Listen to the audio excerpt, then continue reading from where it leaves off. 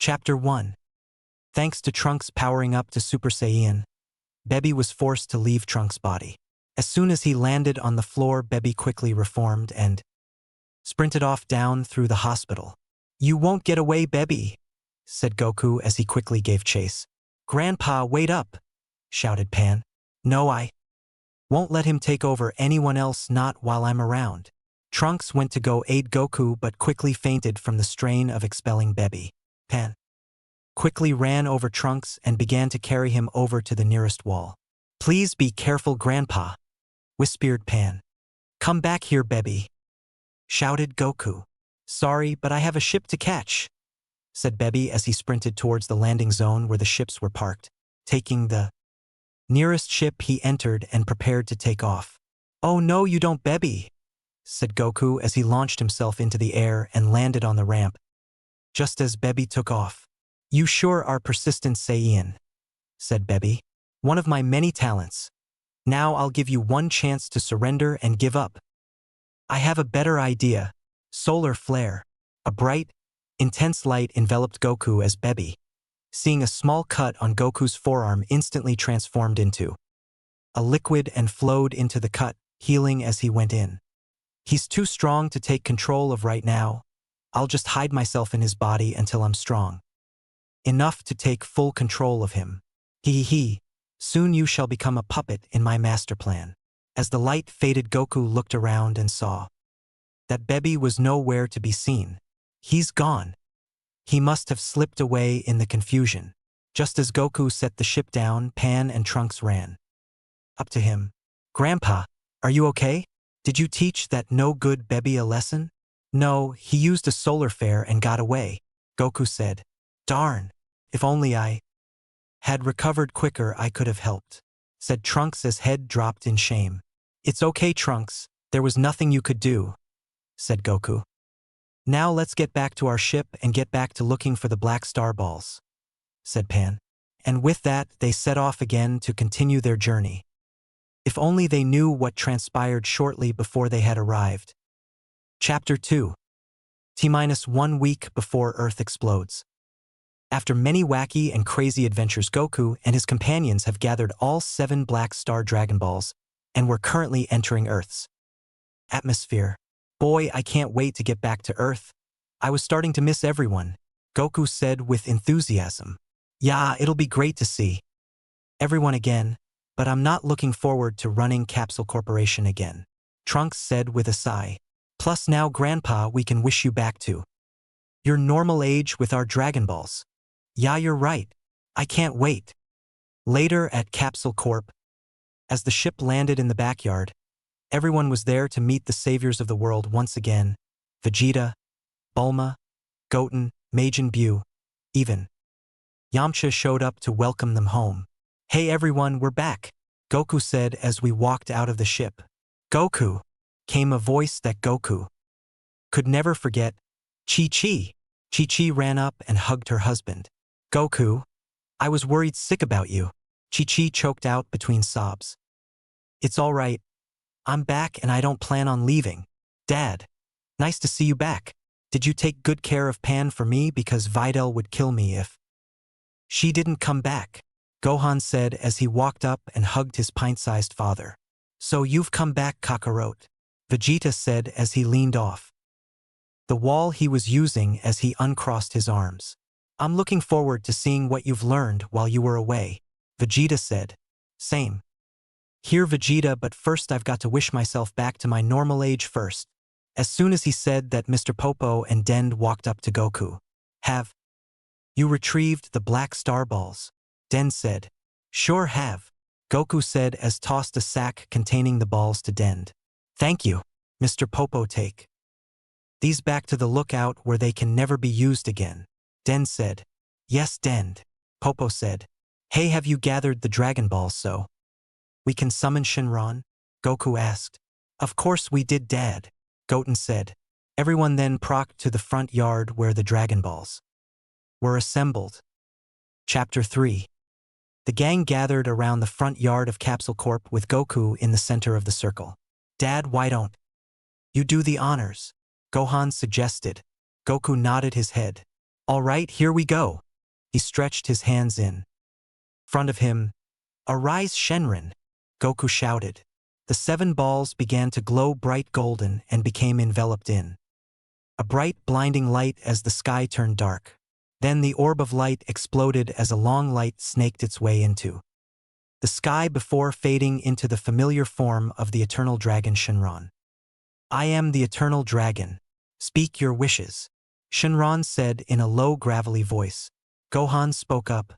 Our first wish is for the one named Goku to be returned to his proper age. Shenron growled as he spoke. This wish will not be easy to fill, for the one named Goku has been affected by power of the Black Star Dragon Balls, and the residual magic within him may interfere with my powers, but it shall be done. His eyes glowed red, and soon Goku was enveloped in a ball of light as everyone waited with bated breath except Vegeta, who merely crossed his arms and waited. After several minutes, the ball of light faded, and in its place stood a fully grown Goku, much to everyone's relief. Your wish has been granted. Now name your second wish, Shenron said. Goku spoke. Yeah, I would like a new pair of clothes, as the ones I was wearing kinda shrunk. Ha ha ha. Everyone within earshot dropped down to the ground and held their sides with laughter once again, except Vegeta, who mumbled something about being as much of a clown as ever. Granted, Shenron spoke. Soon Goku's clothes grew to match his new size and height, just as everyone recovered from their giggle attack. Now, what is your third wish? Shenron said. Actually, we don't need anything else. See ya, Goku spoke. Very well, farewell, Shenron said as his body disappeared and the Dragon Balls rose into the air and scattered across the globe. The sky lit up and returned to its normal sky blue color as everyone celebrated the fact that their hero was back to normal and that life could go back to the way it was before the Black Star Balls came in. But as everyone headed up to MT Paozu, to Goku's house, to celebrate their hero's return to normal, the return of the Black Star Balls, the aversion of Earth's destruction, and Goku and Vegeta's rematch, a hidden hitchhiker giggled with maniacal glee. The fools! Now that Goku's body has returned to his adult state, his body has now become vulnerable to my control. But I'm still not strong enough to take full control of him, but I can take control for a short period of time, and I think I'll give them a little sneak preview of what's to come. Bebby laughed to himself, for he already knew who he had in mind to test the extent of his control and powers. Chapter 4 of Things to Come. The sun had begun to set as our gang of heroes had reached Goku's home. Goten was not in attendance due to him currently being on a date, despite Chi-Chi's decision that he stay for the party, so Goku brought him time to get away and was rewarded with a lump to his head by her frying pan of doom once she found out. Before long, everybody was enjoying themselves, barbecuing dinosaur tails and various others, as Bulma had brought some food from Capsule Corporation, as she knew with Goku and Vegeta around it was going to disappear fast no matter what they caught. It was late night when Piccolo decided to stop by. Gohan, as always, noticed whenever he showed. Hey Piccolo, glad you could make it. Come on, get some food before Vegeta and Goku get to it, Gohan said happily. Piccolo smiled, knowing that even after his adventure to get the Black Star Balls back, he was still the same old Goku. He knew. Nah. Just wanted to make sure everything was okay, as I felt something was different about Goku, but looks like I was wrong this time, Piccolo said. Alright, nice to see you again. You should come by more often, I'm sure Videl won't mind, and Pan loves to see you, Gohan said as he ruffled the back of his hair. Thanks, Gohan. I'll keep that in mind, Piccolo said as he flew off towards Kami's lookout. Meanwhile, Goku and Vegeta had decided, after their stomachs were satisfied, to finally have their rematch in front of the house, where everyone could see. Alright Kakarot, let's see what you're learned, Vegeta said, and he prepared himself for battle. Okay Vegeta, no holding back, Goku said as they charged at each other, with Vegeta attacking Goku with a flurry of punches to Goku's stomach, with Goku blocking it by crossing his arms over his stomach. Switching tactics, Vegeta used his foot to slam into Goku's temple, sending him flying, but managing to regain control. Goku used his ki to stop his spin midair before turning Super Saiyan and charging at Vegeta, who turned Super Saiyan as well, flying towards Goku, causing both to collide in midair with their hands locked in each other's as they used their knees to kick each other before breaking apart and landing on the ground. Had enough, Kakarot? Vegeta said, his Saiyan blood now running hot.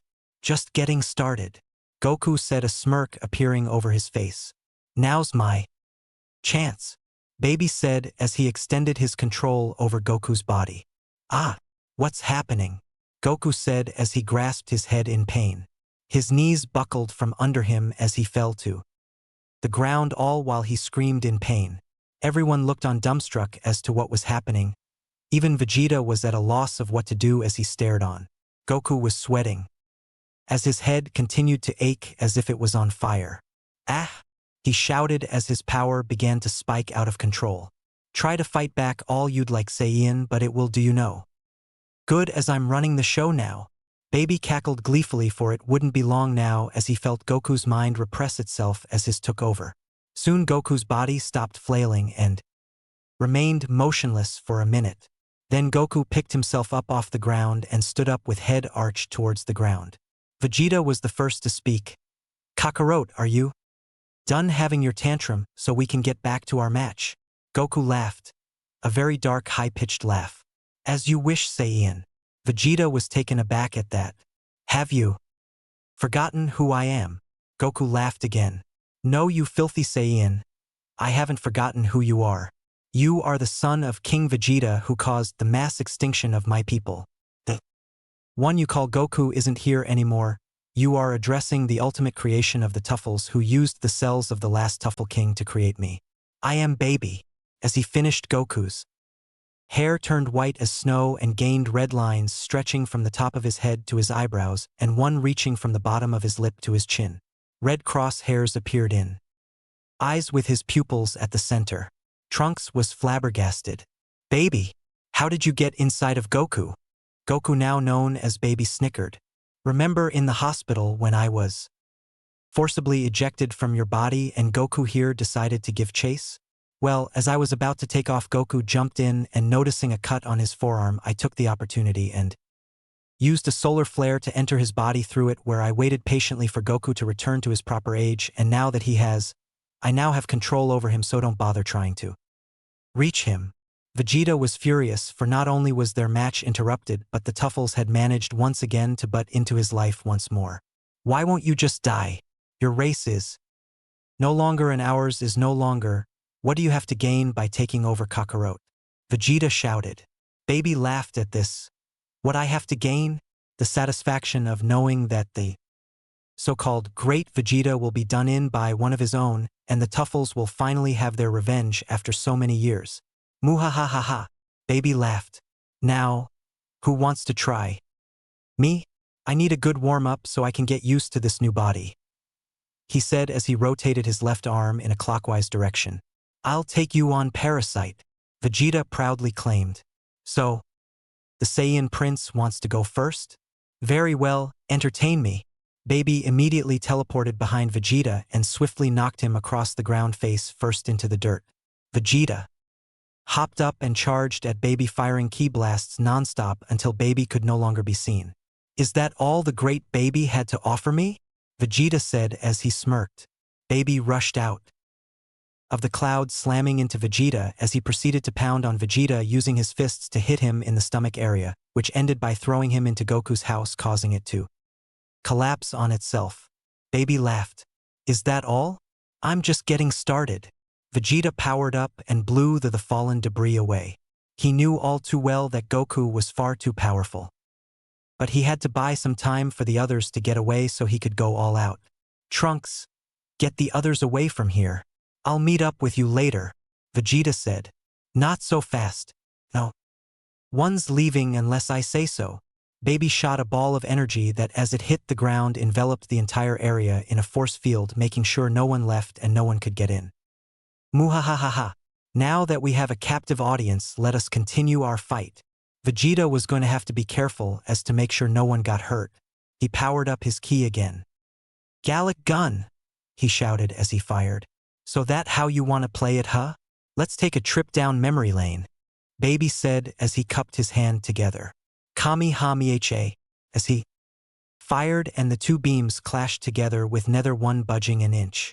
Vegeta kept using more of his power to overpower Baby's, and as he was about to, Baby decided to pull out a trick he had been saving. Oh, what will I do? I know. Ha-yeah. Baby decided to transform into a Super Saiyan, giving him a massive increase in power, and began to effortlessly overpower Vegeta as he was enveloped by the beam. As it faded, it left Vegeta bloody, bruised, and out of power. Used up all your energy, have you? Too bad, as I have plenty to spare. As he was about to finish him off, Baby began to gasp in pain as Goku's mind was fighting back for control. No, not now. I'll have to finish this later. In the meantime, he shrunk the energy field around them to where it contained Bulma, Bra, Trunks, and the others. I'll be taking your friends and family with me. Baby rose into the air and teleported away, taking his prisoners with him, leaving Vegeta to reflect on just how dangerous the situation had just become. Chapter 5: Tuffles Reborn. It was clear starry night as most of the world had begun to sleep after going through their daily lives. In the demolished remains of Goku's house lay a bloody and bruised Vegeta with no energy to call on, so he asked the one person who could help him. Dend, can you hear me? Kakarot is being controlled by a parasite known as Baby, the last of the Tuffles' experiments to get revenge on the Saiyans. I'm too beaten up to move, can you come heal me? Vegeta waited for a reply, and it wasn't long before he got one. I'll be there in a second. Piccolo's going to take me to where you are. Vegeta grunted. Hurry before I fall asleep from boredom. Meanwhile, in a cave not far from where Vegeta was, Baby continued his fit of pain and fight for control. Baby, how dare you kidnap my family and friends? I'm going to expel you much like Trunks did before. That's what you think, Saiyan. I've grown much stronger since our encounter in the hospital, and I had planned to use Vegeta's body, but your body is so much stronger and better than Vegeta's could ever hope to be. Now stay down. Baby began to mentally repress Goku's mind and isolate it from his own, and not long after felt Goku's mind fade away, leaving him with his thoughts once more. Now that that's done, who's first? He turned to face his captives. Don't worry. Soon you all will be reborn as members of the Tuffle people, and together we will turn this entire planet into Tuffles. Muhahaha. Gohan was the first to speak. We'll never join you and your twisted crusade. Vegeta will beat you and free my father from your control. Baby snickered at that. Well, a feisty one, aren't you? Looks like we have our first volunteer. Baby opened the bubble just enough for Gohan to slip out, who proceeded to make a run for the exit, only to be blocked by Baby, who grabbed him by his collar and lifted him into the air. Dad, I know you're still in there somewhere. Fight his control, I know you can do it. Gohan pleaded to his once father. I told you before, he can't hear you, Baby said as he proceeded to cut his arm, and a trail of blood began to drip along his arm. Baby then cut his own arm and sent a small part of him into the cut he just made on Gohan's arm, who began to flail around uncontrollably. What I just did is send a small part of me into you, which once it reaches your brain will turn into an egg, which will then root itself there, causing you to become my complete servant. Muhahaha. He dropped Gohan on the ground and turned to Trunks. I also implanted an egg inside of you as well, which should take effect now. Trunks' eyes became glazed over as the egg in his brain took effect. I will do whatever you command, Lord Baby, he said. Excellent. Soon this entire planet will be Tuffles. Gohan rose up with the same glazed expression as Trunks. Yes. And it will be most glorious, Lord Baby. We will wipe out all that remains of those fillety Saiyans, and the Tuffles shall regain supreme once more. Gohan said. Yes, very true. Now once you've all been turned, you will return to your normal places and say that you managed to get away and could not find me. Baby then began to turn the rest of his captives. The stars reached their peak when Dend and Piccolo arrived to where Vegeta was. After Dend healed him, Piccolo asked the question that was on everyone's mind. So what's the plan, Vegeta? Vegeta smirked at that. It's quite simple. We just need to find out where he's hiding his little parasite tail and kick it. Piccolo interjected. As much as I'd like to agree with your plan, you're forgetting the fact that he's in Goku's body. Any damage we do to him would just end up hurting Goku while he remains undamaged. We need to find a way to drive him out of Goku. Vegeta smiled. We just have to render Kakarot's body useless to him. We'll have to beat him till either his body won't respond or Kakarot's mind breaks free of his control. Piccolo also smiled. Same old Vegeta. Beat it until it can't move. Alright. Dend, can you sense his location? Den's head dropped.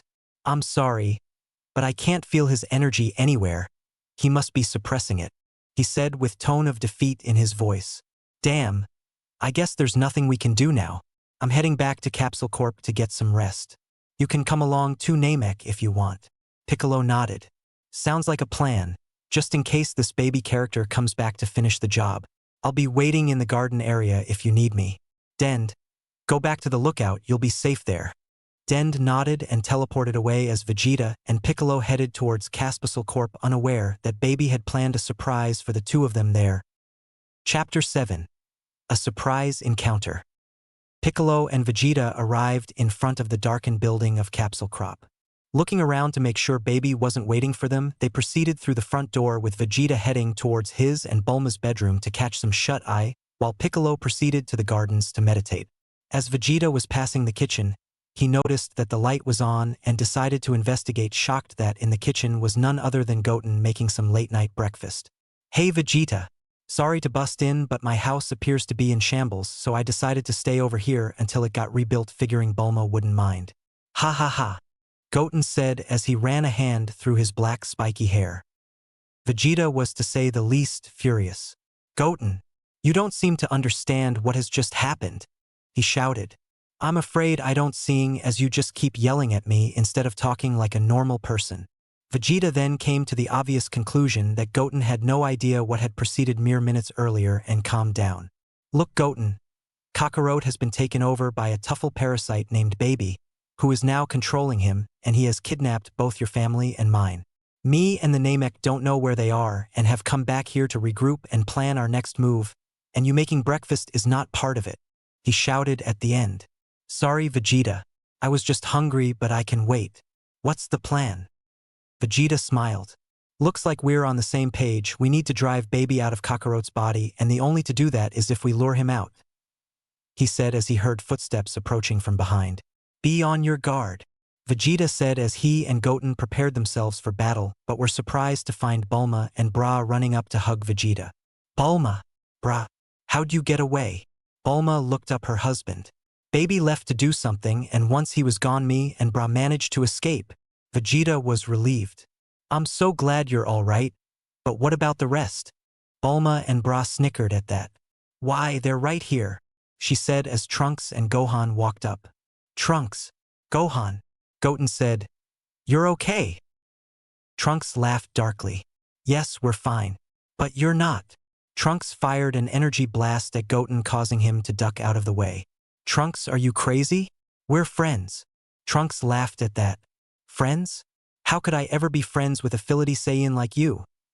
He said as he and Gohan fired another energy blast and charged Goten, causing the three to break through the wall into the living room. Oh Vegeta sweetie, don't think we've forgotten about you, Bulma said as she and Bra charged at Vegeta, firing several energy blasts which he deflected easily. Woman, Bra, what the blazes has gotten into you? He said. Nothing sweetie. Just that we've seen the light and we will free this planet of your filth once and for all for Lord Baby. Vegeta growled. Damn that Baby. He's gotten to them too. Vegeta ran out the back door into the backyard with Bulma and Bra following in pursuit, all the while Baby watched from above. That's right, my loyal followers, eradicate the Saiyans. Muhahaha. Damn it. I wish there was something I could do to help. Goten, Vegeta, Piccolo. Hang in there, I'll try to retake control. Ha-iya. Yes. Obliterate them all. Not you again. This body is mine now. Ah. Baby's voice then changed to Goku's. Vegeta, get Goten out of here. I'll hold him off for as long as I can, but you have to act now. Vegeta was shocked. Kakarot, so you are still inside there somewhere. Alright Kakarot, but you owe me. Vegeta then took off to find Goten. Thanks Vegeta, you're the best. While this was happening, Goten, Trunks, and Gohan crashed through the living room with Goten climbing to his feet first, followed by Gohan and Trunks. Guys, you don't have to do this. Fight his control. Goten pleaded to his best friend and older brother. Gohan was the first to respond. Goten, give up and join us. Serve alongside Lord Baby as we build a new world, free of all Saiyan influence and live in peace. Would your big brother lie to you? Trunks spoke next. Come on, Goten. We were friends once and we can be again, if you just join us. Never. My best friend and my big brother would never say something like that. Goten shouted. Gohan chuckled. Oh, naive Goten, if you won't join us willingly, then I'm afraid me and Trunks are just going to have to force you to. Gohan, Trunks, and Goten powered up to Super Saiyan and proceeded to charge at each other, with Goten managing to hold off Gohan and Trunks, but it was 2-on-1 and Goten, even though he was at full power, he had to hold back a considerable amount of it so as to not critically damage Gohan and Trunks but knock them out. Guys, I'm only doing because I care, Goten said as he teleported behind them and chopped them behind their neck with his hand, causing their body to go limp and fall to the ground. Woo, that was close. Another minute and they would have overwhelmed me, he said. Vegeta appeared in the wall they had created when they collided. Goten, come on, we have to get out of here. Find the Namek and let's get out of here. He said he was in the gardens. All right, Goten said as he took off towards where Vegeta pointed. Reaching the gardens, he found Piccolo currently in a fight with Videl. Goten, give me a hand, Piccolo said as he dodged another punch from Videl. Just give up, Piccolo. You'll make it much easier on yourself, she said as she tried to kick Piccolo only to have him duck and punch her in the stomach. Goten then appeared behind her and knocked her out. Good. Now let's meet up with Vegeta and get out of here, Piccolo said as they took off. Vegeta, Goten, and Piccolo met up in front of Capsule Corp and took a minute to catch their breath. My followers, gather around me, Baby shouted as Gohan, Trunks, Bulma, Bra, and Videl began to form a ring around Baby. Looks like Baby has gotten control back, Vegeta said as he watched. My followers, use your collective hatred of the Saiyans and send it to me.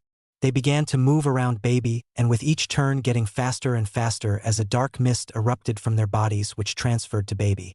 His power skyrocketing. If it continues like this, we won't stand a chance, Goten said. Vegeta was awestruck.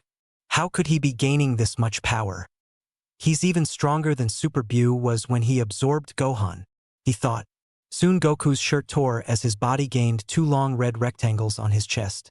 One on the left, one on the right. The red line on his chin disappeared and his eyes turned completely blue, and the red lines on his eyebrows gained 2 short red rectangles above his left and right eyes. A yellow half vest sprouted from his back and 2 yellow rods appeared from it. Soon his transformation complete and his ring of followers dispersed. Step aside. I will deal with these pests myself, he said as he cracked his knuckles. Chapter 7, Hope Crushed. Muhahaha. This power feels so good and I'm just dying to use it, Baby said as he descended to the ground. Damn it. He's as powerful as a Super Saiyan 3, Vegeta said.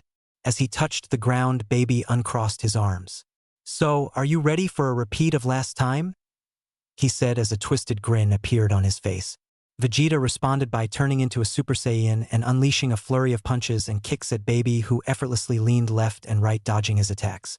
Seeing as that wasn't working, he proceeded to fire energy blast after energy blast at him, who merely batted away the blasts as if they were nothing. Baby chuckled. Is that all you've got? Too bad. I was hoping for more of a challenge. But I guess I'll have to compensate by beating your fillety Saiyan face into the ground and breaking every bone in your body. Baby disappeared only to appear behind Vegeta and kneed him in the stomach, causing him to cough up spit before Baby elbowed him in the back and kicking him across the yard. Vegeta struggled to get up, but it felt like he'd had been hit by at least 500 Friesias as he began to hack up blood. Pooling his strength together, Vegeta picked himself up and fired a big bang attack at Baby, only to have it stopped by him and thrown up into the atmosphere before exploding. This is so much fun seeing you struggle to fight me. I'm simply tingling all over. Baby then pushed his ki outwards like a cannon and slamming into Vegeta multiple times, each feeling like a punch from Friesiya, Cell, and Kid Buu combined. Feeling his legs give out from under him, Vegeta fell onto the ground. All worn out, are we all ready? I must not know my own strength in this form. Oh well, it's time you left this world forever. Baby cupped his hands together. Kamiich Ami dash, he chanted. I'm sorry, Bulma, Bra, Trunks, and even you Kakarot. I couldn't stop him, Vegeta thought as Baby was about to fire. Hiya! Baby shouted as the blast headed towards Vegeta, and just as it was about to engulf him, it was deflected at the last possible second and sent flying away. Baby was to say the least shocked. Who did that? Who would dare deny me my glorious victory? A voice then cut through. You may have my grandpa's body, but that won't stop me from taking you down. It said as a figure appeared in the darkness before revealing itself to be none other than Pan, accompanied by Majin Buu. Buu? Can you heal Vegeta? Pan asked. Sure can. Me Buu help any way Buu can. As he flew over to Vegeta and proceeded to heal him. Soon the bruises Vegeta has sustained during his short fight with Baby disappeared. Vegeta stood up completely revitalized. Thanks Buu. Now you take Pan along with Goten and Piccolo and get out of here while you can. Vegeta stated. Sure. But Buu want to know what you plan to do. Buu asked. Vegeta chuckled. He's strong, I'll admit, but his power is unfocused as he lacks the discipline Kakarot and I have. He puts too much power into his attacks and he'll tire himself out. Now go. Buu then proceeded to turn Goten, Piccolo, and Pan into chocolate and ate them, before flying off. And he didn't kill them but transferred them into one of those pods inside his head. Now that we're alone, I can go all out. Wa-iya. Vegeta then powered up to Super Saiyan 2 and charged at Baby, who tried to fire an energy blast only to have Vegeta teleport behind him and elbow Baby in the back, causing him to go flying across the yard. Baby picked himself up off the ground and wiped blood from his chin. That hurt. That hurt. Baby charged at Vegeta and began a flurry of punches at Vegeta, each landing their target as Vegeta and Baby began to exchange punches while flying away to the fields outside of town. They were equal in terms of power as each punch was either deflected or hit their mark only for the other to land their mark and so on.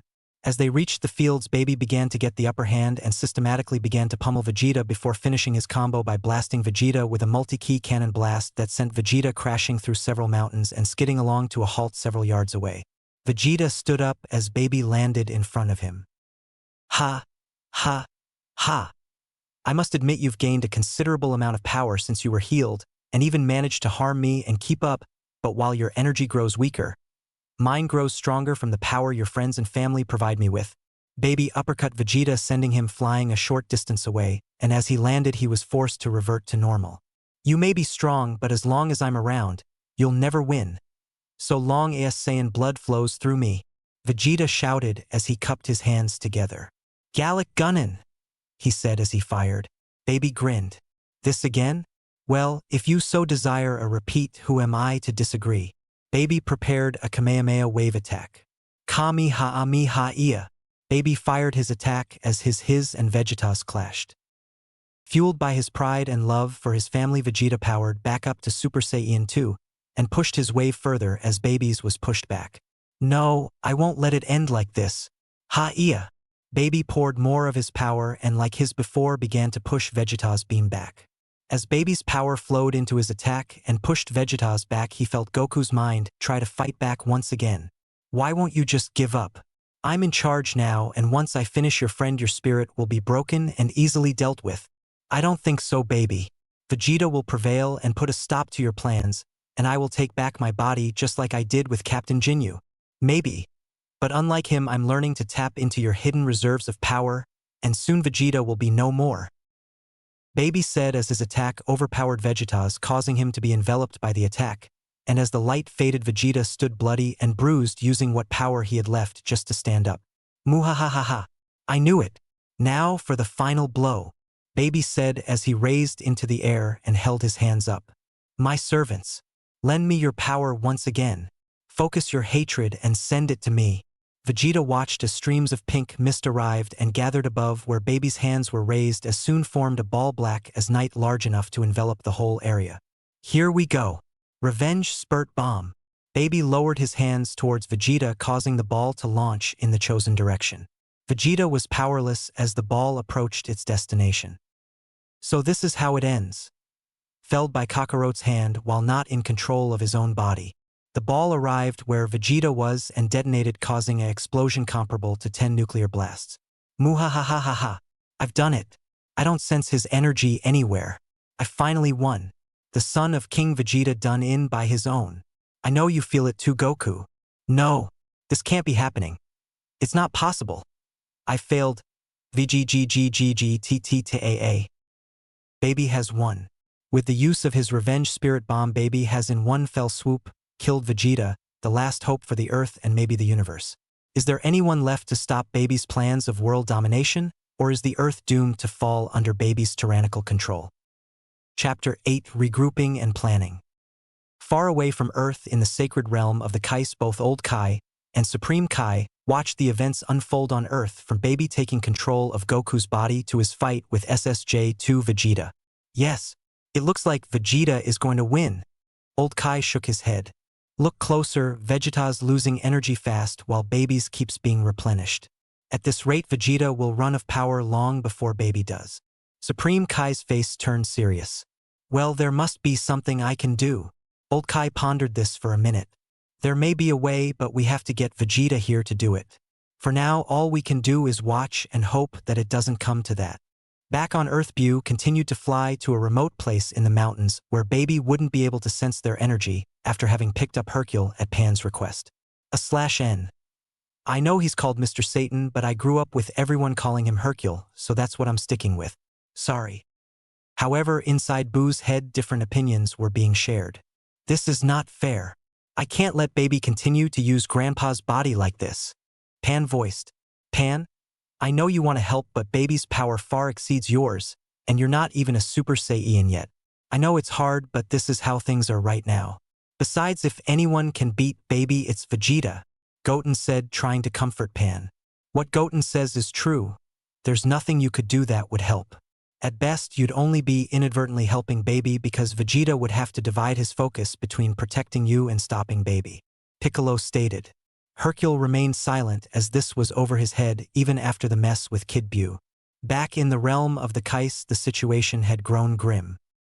Baby's about to finish Vegeta off. I've got to help him, Supreme Kai stated. Old Kai gave in. Fine, hurry and bring him back here before it's too late. Yes, Ancestor. Supreme Kai tanked him and used his instinct transmission to warp to Earth just as the ball was about to hit. Vegeta, grab my hand, he said. Using what strength he had left, he grabbed his hand and teleported just as the ball hit.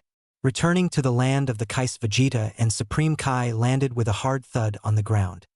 Your landings need a lot of work, Vegeta said as he finally passed out from exhaustion. Old Kai noticed the two. Took you long enough. Supreme Kai sweat dropped at that. Baby was tickled pink at his victory. Now that Vegeta's out of the picture, time to start converting the entire population into Tuffles. But how? Any ideas, Goku? Goku's mind remained silent, reflecting on the loss of one of his best friends. Sure, they had a rocky start, but Vegeta had mellowed out over the years and became a friend to Goku even if Vegeta didn't want to admit it. And to see him gone and killed by his own hands, even though he didn't do it, he couldn't help but blame himself for letting Baby take control of his body. Playing the quiet game, are we? Maybe now you'll learn not to underestimate me and my Abelites. Muhahahaha. Wait, I've got a plan, but I'll need Vegeta's wife to help me. As for Goku's wife, I have some royal plans for her. Baby then flew off to begin his plans. Bu reached his destination and spat out the cargo he was carrying. Pan was the first to awake. Bu, where are we? She said. Safe, Bu said as he began to dance happily. Goten, Piccolo, and Hercule awoke next. Well, that could have been worse. So Piccolo, what's the plan? Goten said as he rubbed his head. Sudden, why they all felt Vegeta's ki disappear. No, this can't be, Goten whispered. Piccolo cut the silence. It would seem Vegeta couldn't defeat Baby. As for the plan, Goten, the only thing we can do right now is keep a low profile and train until our powers can match Baby's. The rest of the group nodded in silent agreement as it was the only option available right now. Vegeta awoke some time later and sat up. Would someone mind telling me what happened? He said on edge. I saved you and brought you here to keep you from dying, and after we brought you here you passed out, Supreme Kai said. Vegeta pounded his fist on the ground. Damn it! How am I supposed to beat him? He said. Supreme Kai approached Vegeta. That's why we brought you here, so you could gain the power needed to defeat Baby. But first we need to grow your tail back and train you. Vegeta smiled. I can handle the tail part, but what kind of training? He asked. Old Kai then decided to talk. We're going to teach you how to reach Super Saiyan 4, he said. Vegeta was shocked. There's a level beyond a Super Saiyan 3? Old Kai smiled. Indeed, but the problem is that it requires you to transform into a great ape and retain your mind and rational thinking, while fusing its power to your Super Saiyan powers. That's impossible. No Saiyan has ever been able to retain their mind after transforming, much less fusing the two powers together, Vegeta said with uncertainty in his voice. Old Kai became serious. Maybe not, but you'll have to if you want to beat Baby and save Earth, he said. Vegeta sighed. When do we start? On Earth, it didn't take long for Baby to fool the masses that a new strain of heart virus was loose, and before long people were flocking to medical centers to be injected with the vaccine. But little did they know that it was a placebo tainted by Baby by injecting small pieces of himself into the placebo, and not long after people took it came under Baby's control, and within weeks every human being on Earth had become a Tuffle. Baby stood atop Capsule Corp with Chi-Chi as his queen. Lord Baby, you are a genius. I'm so glad I married you. Baby smiled a very Goku-like smile. I know my love. Sometimes I scare even myself. Baby pulled Chi-Chi closer to him before sharing an intimate and passionate kiss. There's just one last detail to take care of, Baby said as took off and sped towards Kami's lookout. Chapter 9. The Calm Before the Storm. Baby flew towards the lookout and upon landing was greeted by Dend. Baby, how did you know where this place was? Baby laughed. It's quite simple. I accessed the Saiyan's memories of this place and mapped where to find it. Now that the pleasantries are out of the way, I request you hand over the Dragon Balls to me. Never. I would never let the Dragon Balls fall into your tainted hands, Dend said with a cold tone. Ha ha ha. I figured you'd say that. You heroic types are so predictable. I suppose you've forced my hand. Baby then fired a Kamehameha wave which the Guardian of Earth by the skin of his antennas managed to dodge, slamming into the lookout and blowing a fair-sized chunk of it away. Now, I take it you'll reconsider. Dend stood up. Never, he whispered. Persistent, aren't you? That's a nasty cut you've got on your cheek, Baby said as he pointed to the aforementioned spot. Let me help, he shouted as a silvery thread shot out of his finger heading for the cut, and as Dend tried to block it merely wormed its way through his makeshift shield and flowed into the cut. Dend screamed in pain as the egg took root. Ah, your screams are like music to my ears, Baby said as he watched the process. After a few minutes Dend's screams faded as his eyes glazed over. Now I'll repeat myself. Hand over the Dragon Balls. Dend nodded. Yes, Lord Baby, as you command. Dend left and entered the part of the lookout that hadn't been blown apart and reached the area that the Black Star Dragon Balls were housed. Gathering up the balls, he walked out to where Baby waited and bowed. As you wished, Lord Baby, he said. Now that's what I call service. Baby laughed as produced a chalice and scooped the balls into it. Now, is there anything else I should know? Baby asked. Yes, Lord Baby. The balls once used are scattered across the galaxy, and the planet that the balls were used on will explode in 1 year's time unless they are returned. Dend said monotonously. Oh well, guess I'll have to have something to prevent the balls from scattering as I don't want my people being killed on account of a set of balls, Baby said as he departed the lookout and back to West City. Back in the mountains, Goten, Piccolo, and Pan were training to fight Baby, but while Piccolo was sparring, Goten had taken Pan aside. Pan, you want to save the Earth, right? Goten asked. Of course, Uncle Goten, Pan said. All right, Pan, now what you need to do is focus on all the bad things that have happened.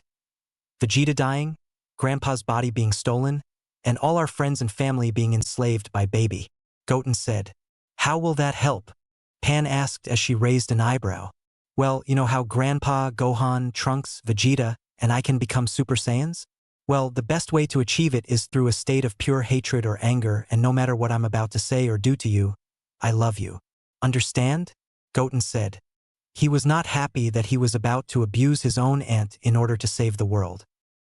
Okay, Uncle Goten, whatever you say, Pan said and prepared herself for the worst. All right? You're a disgrace, Pan.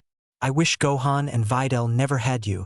It would be so much easier on us if you had never came back. I'm sure Gohan and Videl would have just made another one to replace you or adopt someone. You are weak, Pan. Now I see why Baby never bothered to infect you, because you just weigh him down. Goten slapped Pan across the face. How does that feel? You couldn't even protect Vegeta. Goten punched Pan and sent her crashing a short distance away. You were always the weak link, Pan. The third wheel. The mistake that never should have happened. Goten said as he walked up to Pan. Hercule was flabbergasted. Why is he hurting my granddaughter? Let me at him, he shouted as Bu grabbed him in a bear hug. Goten, sorry. He only want to help, Bu said, and Hercule calmed down. I hope you know what you're doing, Goten, he whispered. Pan was crying at the punches and insults that Goten threw at her. She didn't know why Goten would say these hurtful things to her or how it would help her save the Earth from Baby.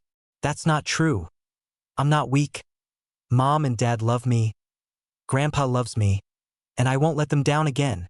Ha-ha-iya. Pan shouted as her pupils disappeared and lighting began to surge around her. The very ground underneath their feet began to quiver at her show of unbridled power. That's it, Pan. Keep going. You're doing it, Goten said. You're going to pay Goten for what you said. Pan shouted as her hair began to stand up and flare golden and her pupils came back but were watercourse instead of their normal onyx black.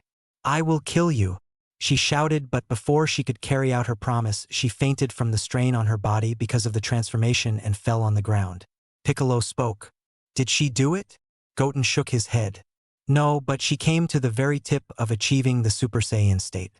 She just needs one more push to tip her over the edge. Piccolo nodded. Let her rest. You can continue when she recovers.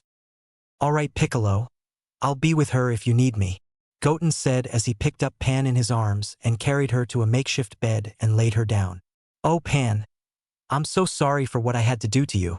I hope you'll forgive me, Goten said as he finally broke down and began to spill tears down the side of his face. Overhearing his sobs, Hercule entered and pat Goten's shoulder. It's okay, Goten. I'm sure she forgives you. She knows that you didn't mean those things you said. You were only trying to help her. Goten nodded and sniffled. Thanks, Hercule. That means a lot to me. Meanwhile, far away on the planet of the Kais, Vegeta was beginning his training to reach Super Saiyan 4. Now, Vegeta, what he have to do first is grow your tail back, Old Kai said. I told you I can handle it. Vegeta grunted. I know, you big buffoon. We need to grow it back quickly. Kibitokai. Bring me the WHL. Vegeta raised an eyebrow at that. What? Here it is, ancestor. Kibitokai said. He brought what looked like a giant stone wheel with handles on the ends. Now lean over on the wheel, Old Kai instructed. This is starting to get very awkward, Vegeta thought as he did what he said. Now for the next step. Kibitokai, the tongs. Immediately he produced a giant set of silver tongs. Now what? He asked. Vegeta, drop your pants. Okay. This is starting to get weird, Vegeta said as he did so, exposing the bump where his tail should be. Now grab the tongs and pull hard, Old Kai said as Kibitokai wrapped the tongs around the bump and began to yank. In the span of that moment, Vegeta's screams could be heard throughout the cosmos. In an alternate timeline where 17 and 18 killed Earth's heroes, Trunks had taken a break from rebuilding a new city. Time to relax a little, he said as he opened a soda and proceeded to drink when he heard Vegeta Dimension perspiring scream. Father, he said. In the depths of hell, the spirit of King Vegeta was wondering about when he heard his scream. Son, he thought. On planet Namek, one of the Namekians was farming. Another day in my life, he said as he flowed the field when Vegeta's scream penetrated his ears. Did you feel that? He asked his father. I felt that, son, he said. It seems the ball is on the roll for the course of events yet to come. What is Baby's plan to keep the Dragon Balls from scattering? Will Pan achieve the Super Saiyan transformation? And how will Vegeta reach Super Saiyan 4? Chapter 10, Return of Planet Vegeta. 3 months later. West City is bustling along as people go to and fro from work as if they don't have a care in the world, and it's no different at Capsule Corp. That is until a certain person walks in the door. Suddenly everyone ceases what they are doing and bow towards the figure dressed in gray GI outfit with a red undershirt who is none other than Baby himself. "All hail Lord Baby," they call out. Baby raises his hand. "My loyal subjects, you have served me and our purpose well. Soon we shall have a new home to claim for ourselves free of the Saiyans." Everyone inside broke into cheer as Baby went past them and into the laboratory of one Bulma briefs. At Baby's entrance, Bulma spins her chair around to greet him. "My lord, I was not expecting you for another week." Baby smiled a little. "I always check on my most prized subjects, you should know that. How is the project going?" Bluma turns towards her computer and brings up two schematics for Baby to view. The first one is the ship, which is almost ready and should be finished by tomorrow, just need to make a few last-minute adjustments. "And the capture machine?" Baby said, raising an eye. "Ready for testing. After analyzing footage of the previous encounters with the Dragon Ball scattering, we have adjusted the containment unit to the speed of the balls and in theory should work," she said proudly. "Excellent. Prepare it for activation. I plan to summon Shenron later today, and I won't have my planet or subjects die on account of some magical balls that scatter across the galaxy," Baby said as he left the lab. As Baby wandered the halls of Capsule Corp, he began to talk to his guest. "So Goku, how does it feel to know your friends enjoy serving me?" Goku's mind remained silent. "Nothing to say? Have I finally broken your will? I have noticed it's much easier to tap into your mind and you don't put up much resistance to my probing as you used to."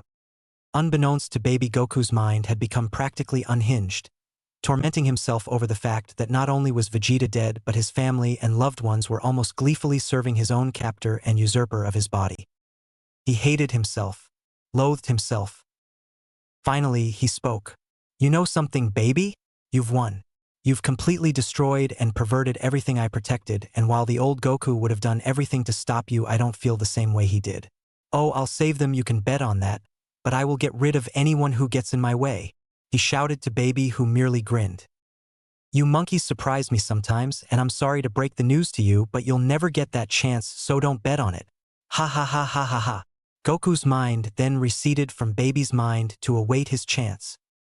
Meanwhile, on the Kai planet, Kabatokai and Old Kai have completed their training with Vegeta. Vegeta flexed his arms, showing off his newly defined muscle mass, and flexed his newly grown tail. "Well, Old Kai, it seems your training worked and I've gotten stronger, but I haven't accessed the Super Saiyan 4 state yet," he said with displeasure. Old Kai steamed at that. "Of course not, you big monkey.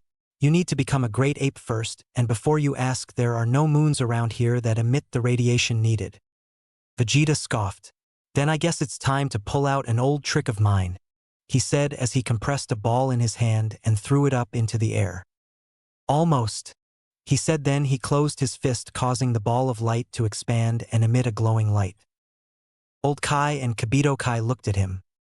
"What are you doing?" Old Kai said. Vegeta smiled. "You said there are no moons, right? Well, I decided to make one. This ball of light will emit the Blutz waves needed for me to transform, so I suggest you move out the way until I regain control." Just after he finished, his body began to spasm and yell as he proceeded to get bigger and grow teeth. His eyes were replaced by glowing red ones and his body became covered in fur as he became giant-sized. Vegeta let out a huge roar and began to smash rocks and mountains as Kabatokai shouted, "Vegeta, get a hold of yourself." But his plea fell on deaf ears as Vegeta continued his rampage.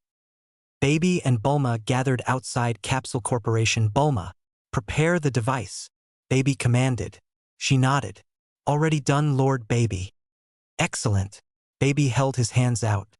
"Arise, Shenron," he shouted as the Black Star Dragon Balls glowed brightly and produced a giant beam of light which snaked its way around Capsule Corp and several times around until it faded to reveal Ultimate Shenron. He spoke in a gravely voice. "What is your wish? Speak it and I shall grant it." Baby smiled. "So this is Shenron. I hope to be as powerful as you one day." "Speak your wish." "Shenron, I wish for planet Vegeta to be restored in Earth's orbit." Ultimate Shenron's eyes glowed red for a few seconds, and soon in Earth's orbit a burst of light appeared and grew into the shape of a planet. "Your wish has been granted, farewell."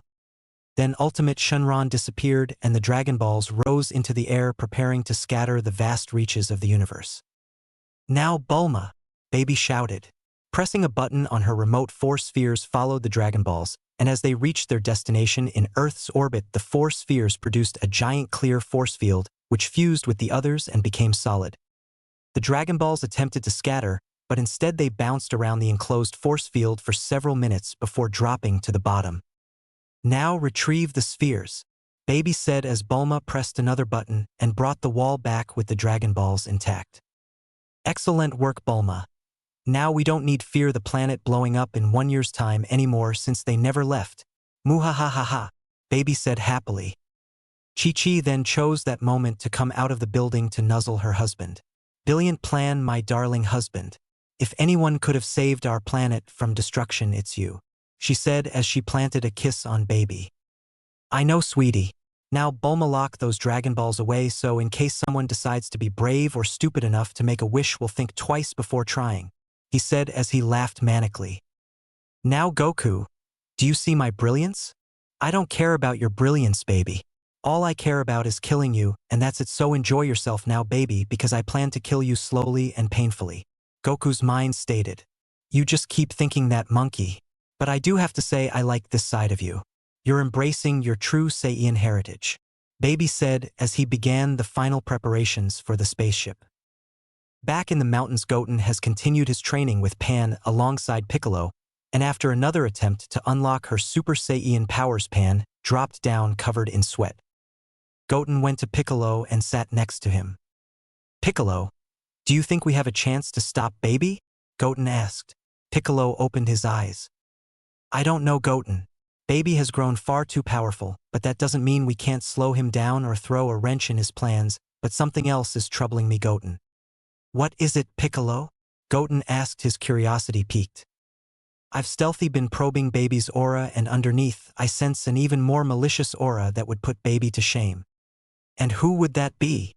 Goten asked, worrying. "I don't know. I can't probe him too deeply or else he'll notice. Let's just say they're not friendly." Pan soon joined them. "Uncle Goten, how close am I?" Goten stroked her hair. "Very close, Pan. You just need that one last push." Back on the Kai planet, Vegeta continued his rampage as he smashed mountain after mountain when Kaibatokai floated in front of the ape. "Vegeta, remember why you're doing this.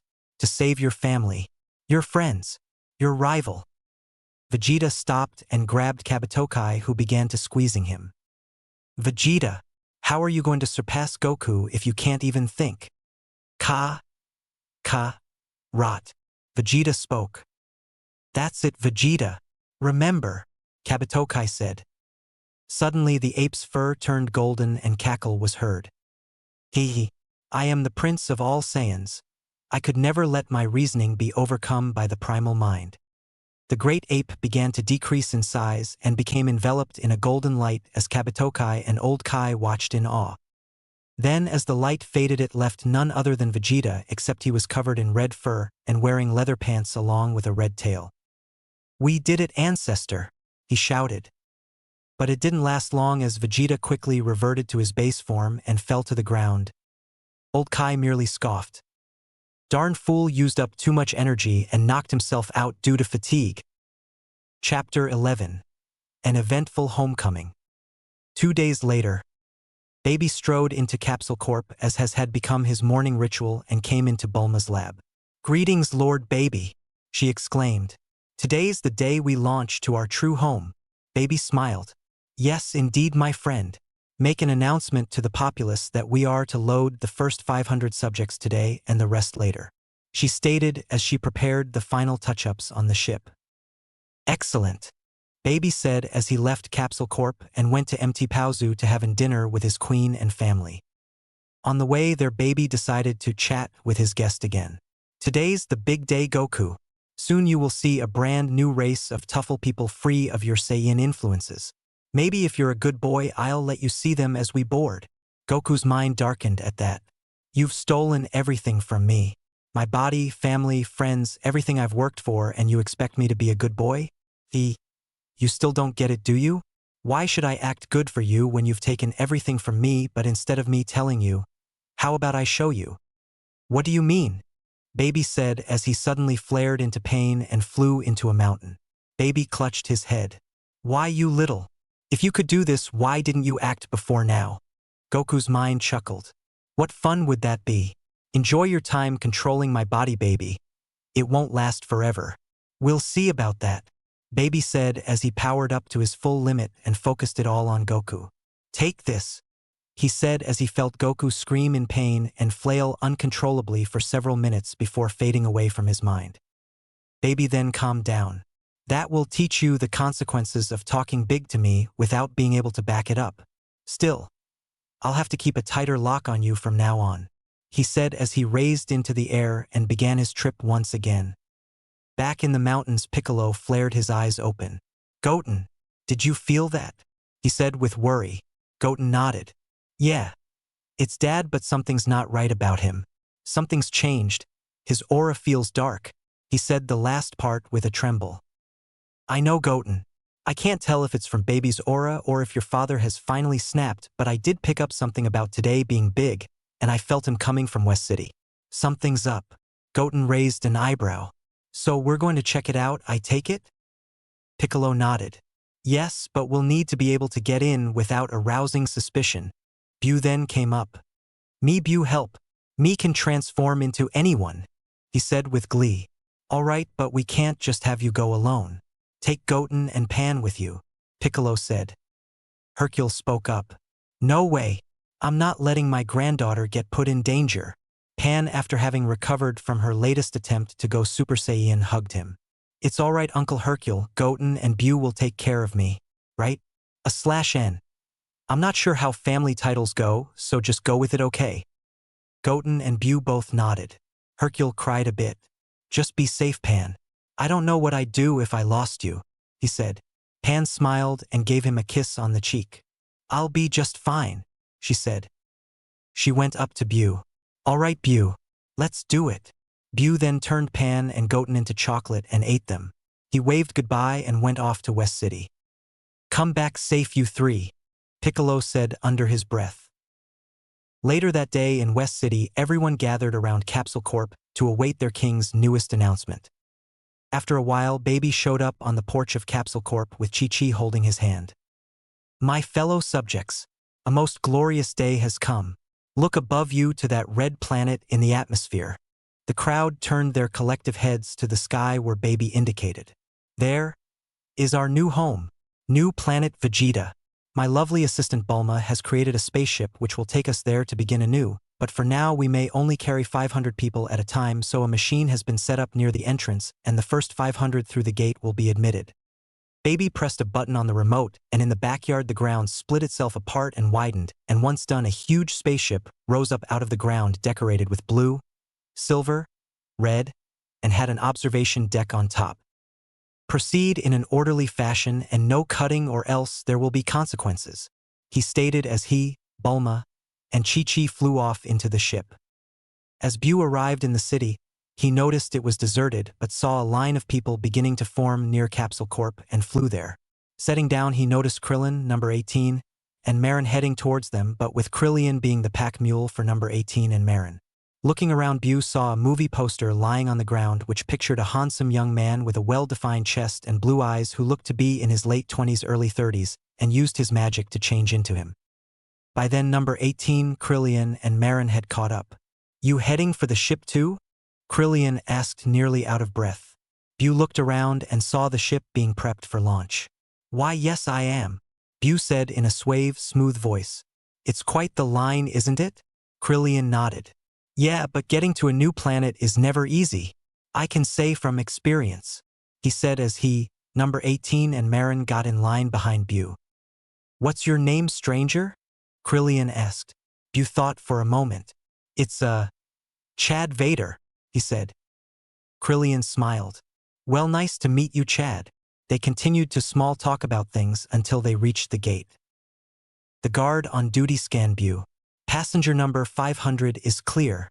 The gate is now closed, he said. Krillin's sweat dropped. You mean we came all the way from Kame House for nothing? Number 18 just pinched Killian on the ear and started dragging him away.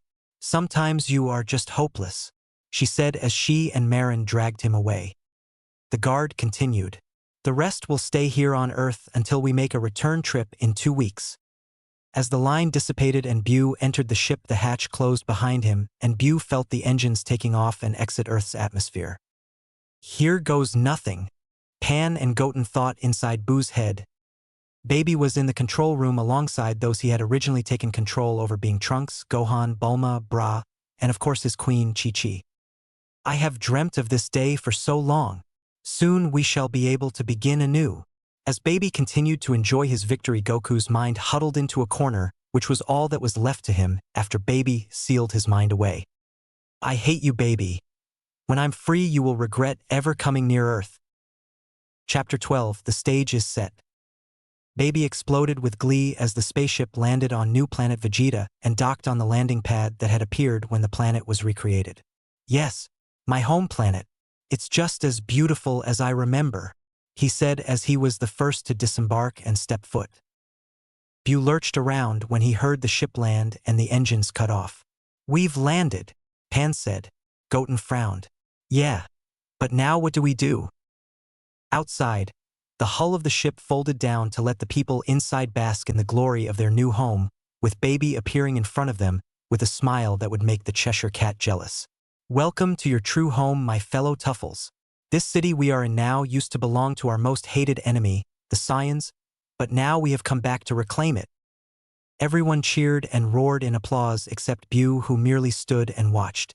Baby was quick to notice this. Why are you not clapping and basking in the glory of our home? He said with a dark tone in his voice.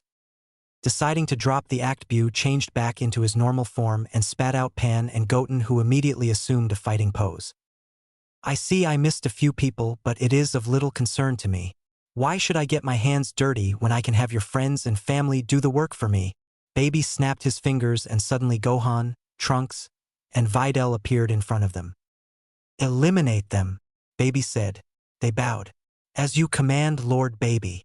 Trunks charged at Goten, who powered up to Super Saiyan in response, as well as Trunks, and began fighting, while Videl charged at Pan, who despite her age was still a very talented fighter in her own right and began to give her daughter a tough time, but primarily from the fact Pan didn't want to hurt her mother.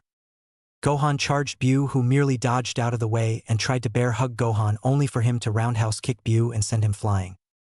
While they were occupied, the other citizens ran into the city to avoid the fighting, while Baby flew to the large tower in the distance, while a mysterious figure slipped out of the ship and into the crowd undetected. Back on the Kai planet, Vegeta woke up in the most unceremonious of ways by having water dumped on him, which caused him to look around alarmed until he saw Kibitokai holding the bucket. What was that for? He demanded. It was Ancestor's idea, he pointed out. Old Kai steamed at that. Sure. Throw me under the bus, will you? Young people today. No respect. Vegeta fumed a bit. I don't care. Now someone tell me what's going on, he said. Kabitokai looked down. It's not good. Baby had brought back planet Vegeta in the Earth's atmosphere and has taken 500 people to the planet and is currently engaging Pan, Goten, and Bu. Vegeta scowled at this. Can you teleport me there? Kabitokai nodded. Since the planet is still new, I can only get a rough outline of the planet, but I can get you close to nearest energy source. He grinned. Then do it. Kabitokai held his hand out to Vegeta. Then grab my hand. Vegeta did so, and soon they disappeared. No respect, Old Kai said as he turned the page of his latest magazine. Not far from where the ship was, Goten was fighting his best friend with everything he had, but apparently the egg in his brain caused his power to increase. Trunks powered up to Super Saiyan and held his hands together. Buster Cannon. Then he shot it at Goten, who barely avoided it and fired a Kamehameha wave at Trunks, but he deflected it with his palm and kneed Goten in the stomach. Give it up, Goten. You can't beat me. Just surrender and make it easy on yourself.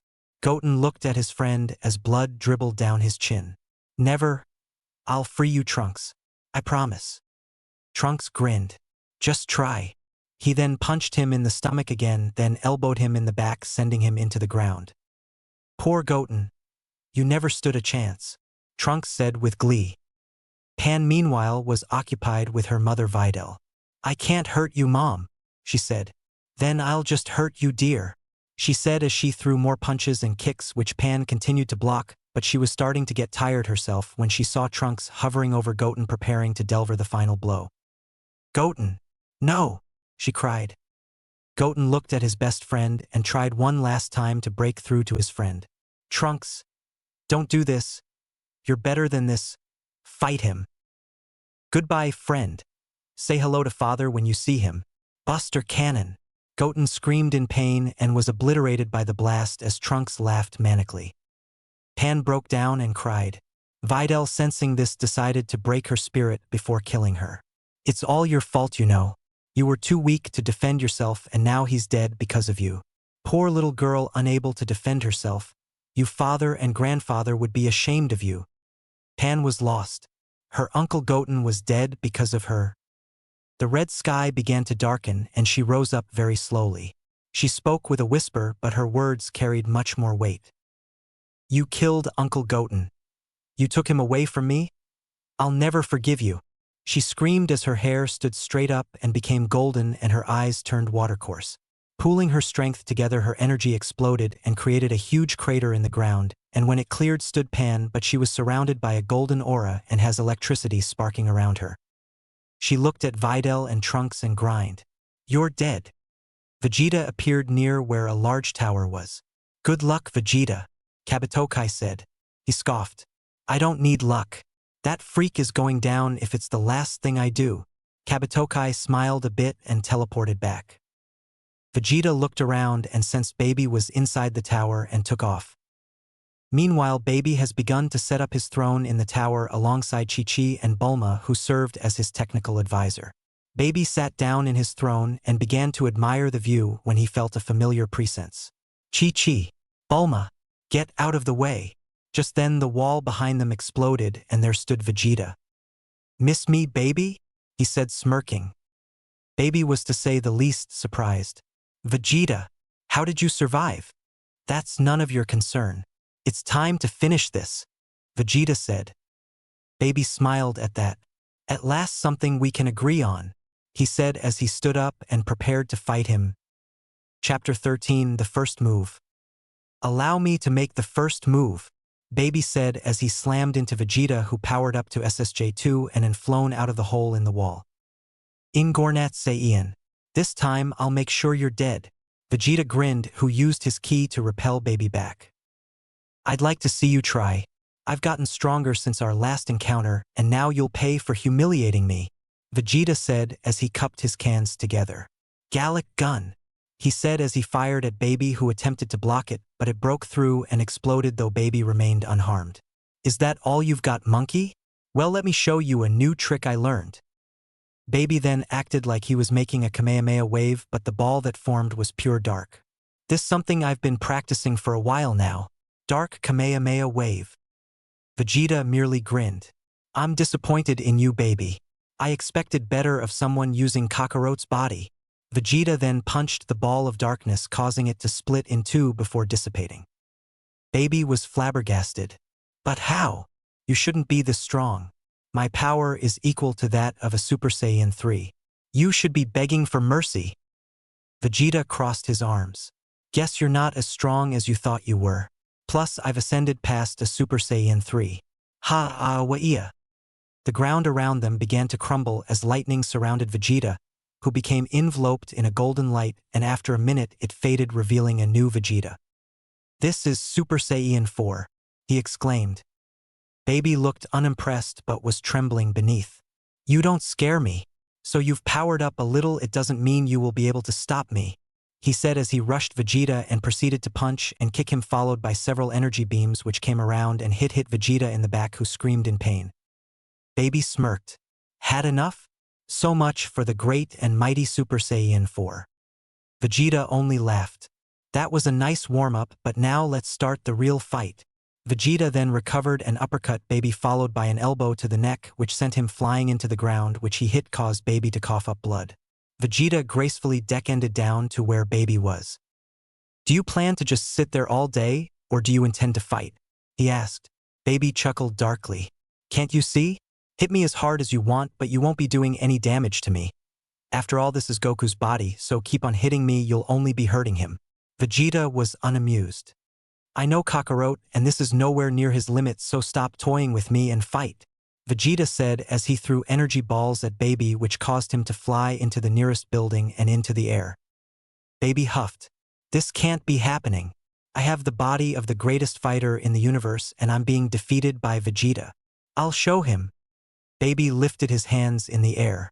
My followers, give the power of all of your hatred.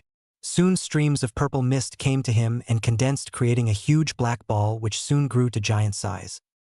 Let's see how you fare this time, Vegeta. Revenge Spirit Bomb, he said as he arched his hands down, causing said ball to fly down towards Vegeta.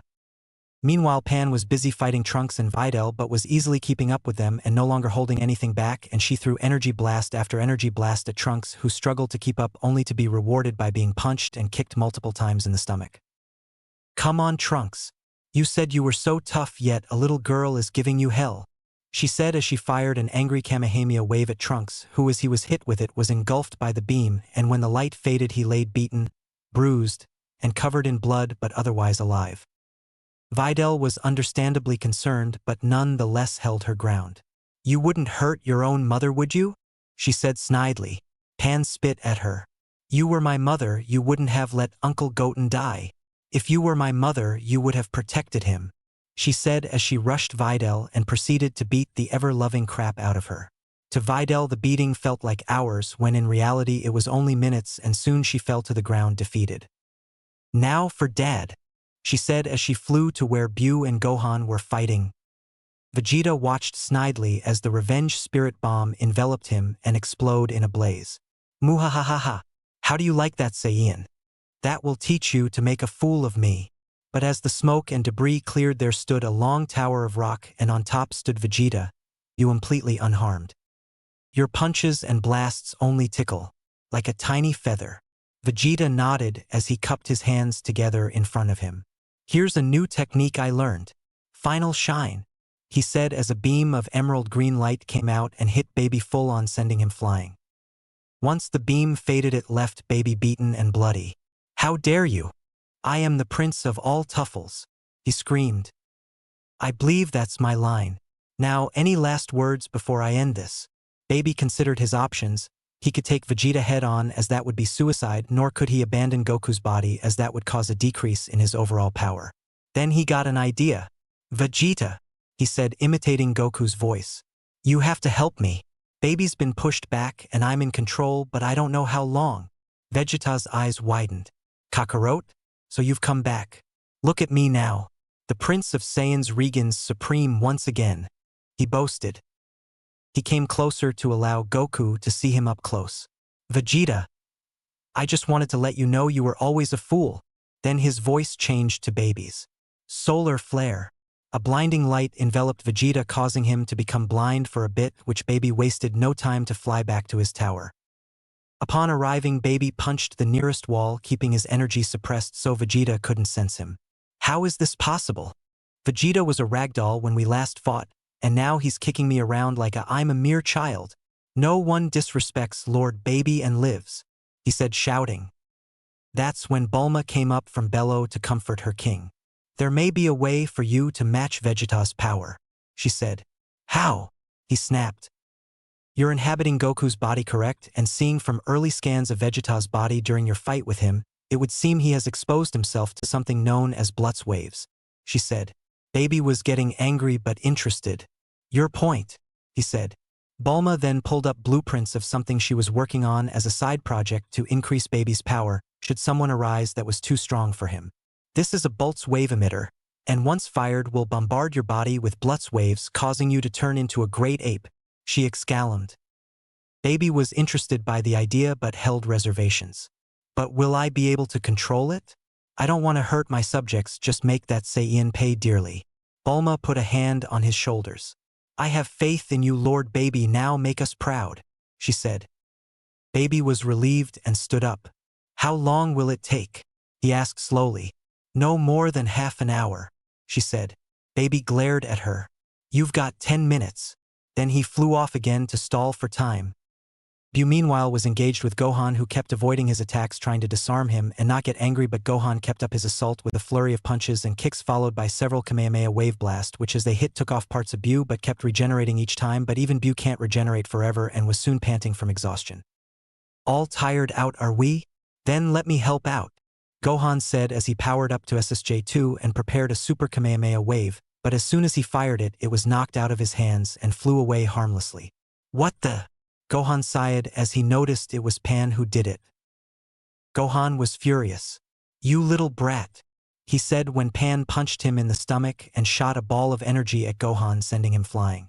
Daddy's little girl is pissed, Pan said as she flew to Gohan and proceeded to pound him relentlessly, and even though Gohan attempted to fight back, he was knocked down each time by Pan, who roundhouse kicked him and sent him into a nearby cliff. As he hit the wall, Gohan slumped and fell unconscious, reverting to his base form. Pan was about to launch a Kamehameha wave at Gohan but was soon grabbed behind by Bu. Let me go. He has to pay for killing Uncle Goten, she shouted, but Bu held firm. She tried to power up, but Bu would not let go, and eventually she wore herself out in her fit of rage and fell into Bu's arms, tired and reverted. Bu, sorry, Gohan and others not mean by choice, he said as he flew Pan back to the ship and laid her down to rest. As Bu took off, he noticed a familiar presence and looked around. It's been a long time, Mr. Bu. Chapter 14, Turning the Tides. Bu turned around to meet this person who appeared to be wearing a cloak. It's been a long time, Mr. Bu, the figure said as he took off his cloak, revealing to be none other than Goku's apprentice Ub. Bu was in shock. How you escape? He asked. Ub rubbed the back of his neck. I was born with a very strong immune system, so when I got my shot the egg dispersed before it could reach me, and I secretly came on board when I saw my mentor Goku, but something was off about him and I want to find out what, he said. Bu then filled him in on what was going on. I see. So Goku has been taken over by this guy named Baby Huh. He clapped his fists together. Then I'll just have to drive him out, he said as he sensed around and felt Baby's energy since he was making no attempt to hide it. All right, Mr. Bu, you take care of Pan, all right? He said as he took off into the distance. Baby was flying around, firing off his ki to attract Vegeta when he appeared before him. Running scared, are we? He said as he took up a stance. Baby wasn't gonna rush into Vegeta as that would be stupid, so he tried a new tactic. You think you're so tough, but I know the truth. You're just scared of my power. Super Saiyan 4? What a joke. You're no stronger than Goku was when he was a kid, he taunted. Vegeta was starting to get angry, and when you're angry you tend to make mistakes. I'll show you, he said as he tried to punch Baby, but in his frustration he got sloppy and missed and was rewarded by Baby punching him across the face. You're no Saiyan prince. I've seen Tuffle farmers more skilled than you, he mocked. This only served to make Vegeta even angrier and fired multiple blasts at Baby, which all hit him, but they were weakened considerably. Baby wiped the blood off his chin. I think you're still scared of me, Vegeta. You're afraid of what I can do in this body. Now he was really pissing Vegeta off. Come on, freak. Let's do this. Baby continued to mock Vegeta as every turn causing his attacks to become less effective, and even with Vegeta's newfound power he began to get fatigued, and Baby has bought the time needed for Bulma to prepare the device. Back in the tower she grinned as she pressed the fire button, which sent a green beam at Baby, who began to convulse. His hair covered his body, which became yellow. His face morphed into that of an ape, except he was dark purple, and a giant yellow over vest and gloves appeared, as well a giant tail. The now giant ape Baby roared in triumph and began to attack the city as citizens scattered in fear. Vegeta was shocked. He became a great ape? No matter. I'm still stronger and I need to stop him before he wreaks the whole place. Vegeta sped after him but was stopped by Ub. Get out of my way, child, or I'll go through you too, he said angrily. Ub smiled. I'm not under Baby's control and I've come to help. Vegeta grinned a bit. Well, you can start by getting the people in that city to safety while I deal with Baby. Ub nodded. All right, be careful, Vegeta. Vegeta smiled. Please, if anyone should be careful, it's Baby when I'm done with him. Ub took his leave and Vegeta resumed his pursuit, eventually catching up with now giant Baby. Hey freak, your fight is with me. Now face me.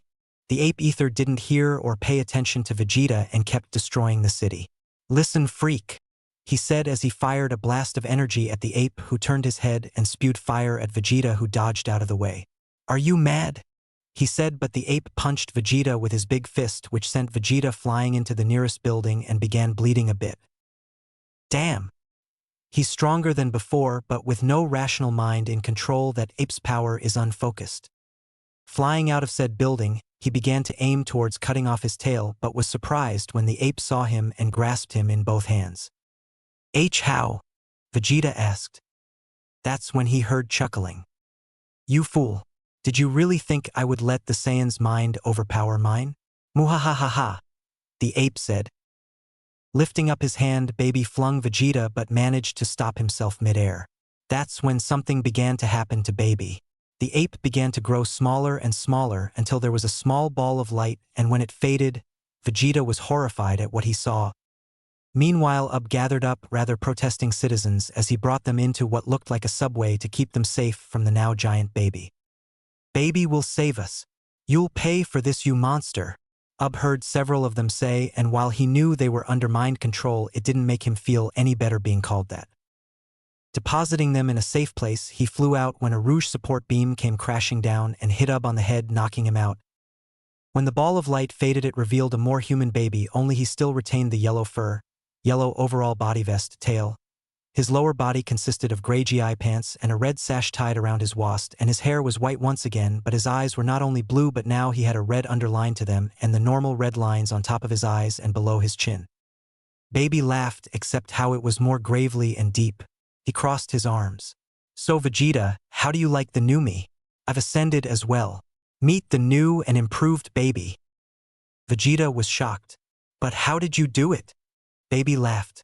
It's really quite simple.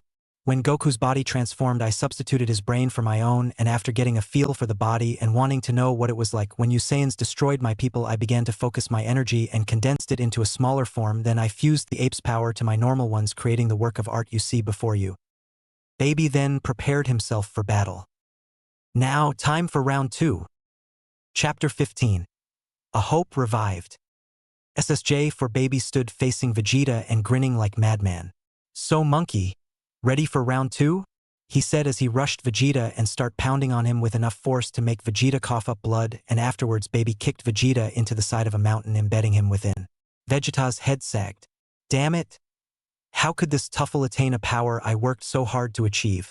Poetic justice that even when not in control of his own body, Kakarot still manages to find a way to surpass me. Baby teleported in front of him with his arms crossed. So, oh great Saiyan Prince, do you not marvel my newfound power?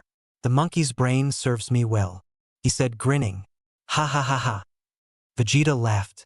Baby raised an eyebrow. What's so funny? He asked. You think you have me beat? Me? The Prince of all Saiyans.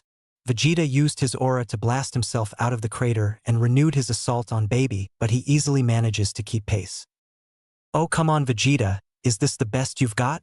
I was hoping for more of a challenge, he said, grinning as he punched Vegeta squarely in the jaw, but recovered quickly and blasted him with a final shine attack and sent Baby flying, but was unharmed by the blast. Did you really think that attack was going to be enough to defeat me? Vegeta merely grinned. Wasn't aiming for you. Rocks from the mountain above began to crush Baby, and surprised was unable to deflect them in time and was crushed under the rubble while Vegeta flew off to recover. Managed to slowly recover and come around. Ugh.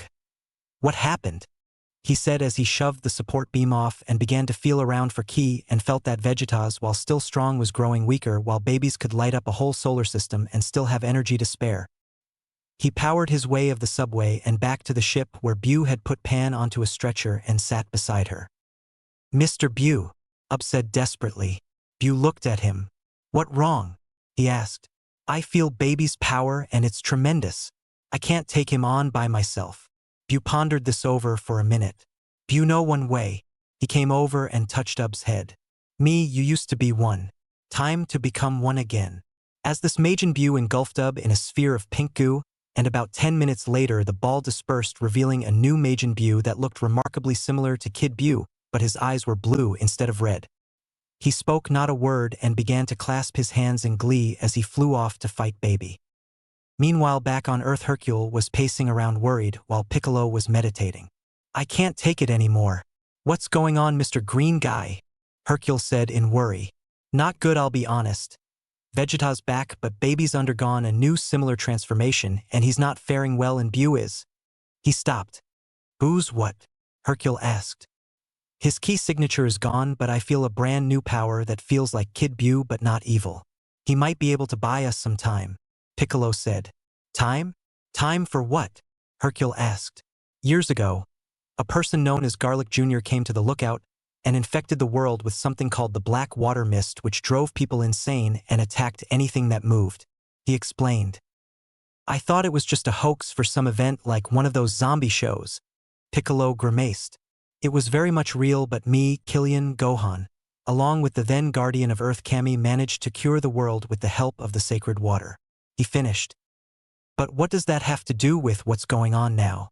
Besides, if you had this item beforehand, why didn't you use it before things ended up like they are now? Piccolo opened his eyes. Everything.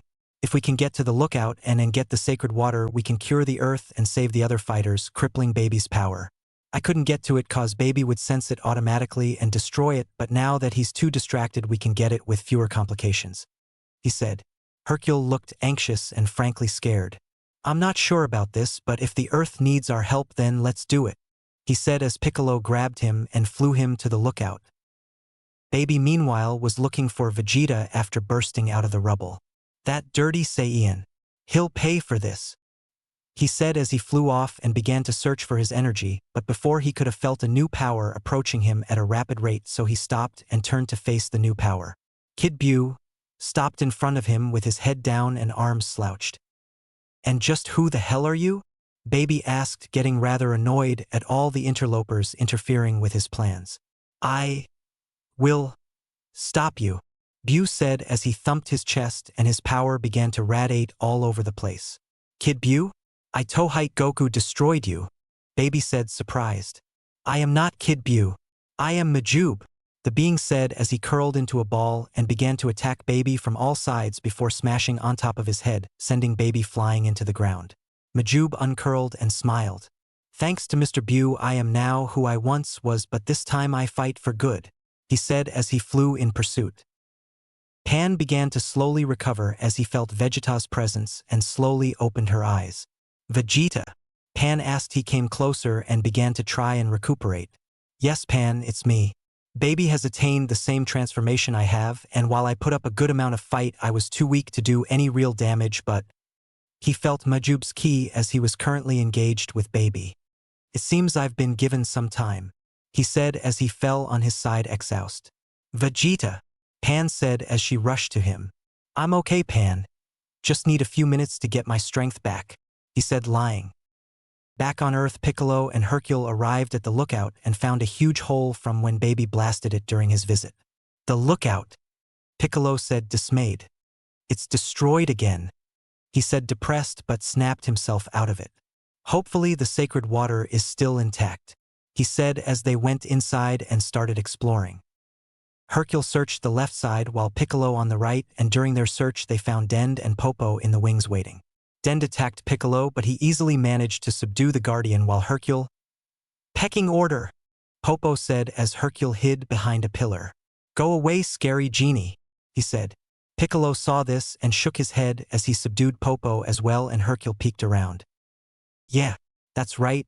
Fear the wrath of Hercule, he said as Piccolo dragged him away, and they found that the chamber of the sacred water was indeed intact. Good. Seems the explosion didn't reach here. He took the bottle and used it to purge Dend and Popo of the eggs inside them, and after a few minutes of squirming they opened their eyes.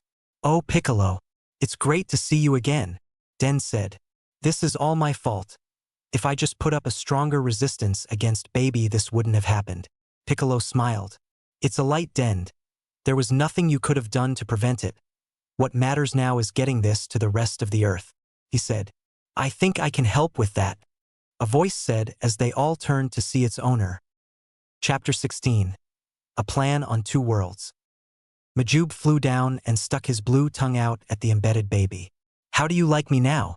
He said as he grinned. Baby was not amused, to say the least. Rah! Baby said as he blasted himself out and looked at Majub. Think of what? That you look like a piece of bubble gum that got stretched out and has a face grafted onto it, he said as he blasted Majub's head off and his body fell to the ground. Ha! Serves you right for mocking me, Baby said as the body jumped up and ran at him, kneeing him in the stomach and using his other foot sent him flying as his head regenerated. Mocking you? I haven't even begun to yet, Majub said as he took off after Baby, who stopped, and the two began to exchange a flurry of punches and kicks as Majub used his new elasticity to deliver punches to Baby from every angle and was actually managing to hurt Baby. Gah! Baby yelled as Majub fired off a super Kamehameha that sent Baby flying off into the city that was long since now abandoned, to which Majub wasted no time in locating him. Vegeta meanwhile was drawing his breath as Pan watched him recover and thought to herself. She got out of bed and was about to fly off when Vegeta looked at her. You're going after Baby, aren't you? He said simply. Pan looked at Vegeta.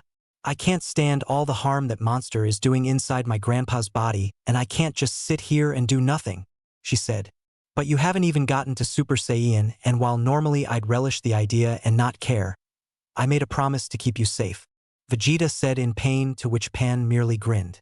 Then have I got something to show you, she said as he turned Super Saiyan and flew off.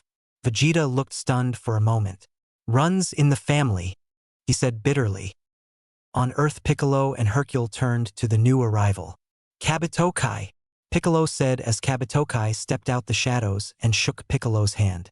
I saw everything that was going on and I wanted to help, Piccolo smiled. Good, we need all the help we can get. First take the sacred water and go to planet Vegeta and purify Gohan and the others first, he said as he handed the bottle to him. All right, be back in a bit, he said as he teleported. Piccolo then turned to Dend. I noticed the Black Star Dragon Balls are gone. Where are they? He assected and Dend grimaced. They're at Capsule Corp under heavy guard, he said. Piccolo then looked outwards. Then I guess I need to make an appointment, he said as he flew off. Hey, what about me? I can't get down from here, Hercule called as he left and put his down. Guess I'm stuck here, he said sad. Back in the city, Majub's battle with Baby was reaching fever pitch, with both fighters not giving an inch, but Baby still had energy to spare while was slowly getting tired.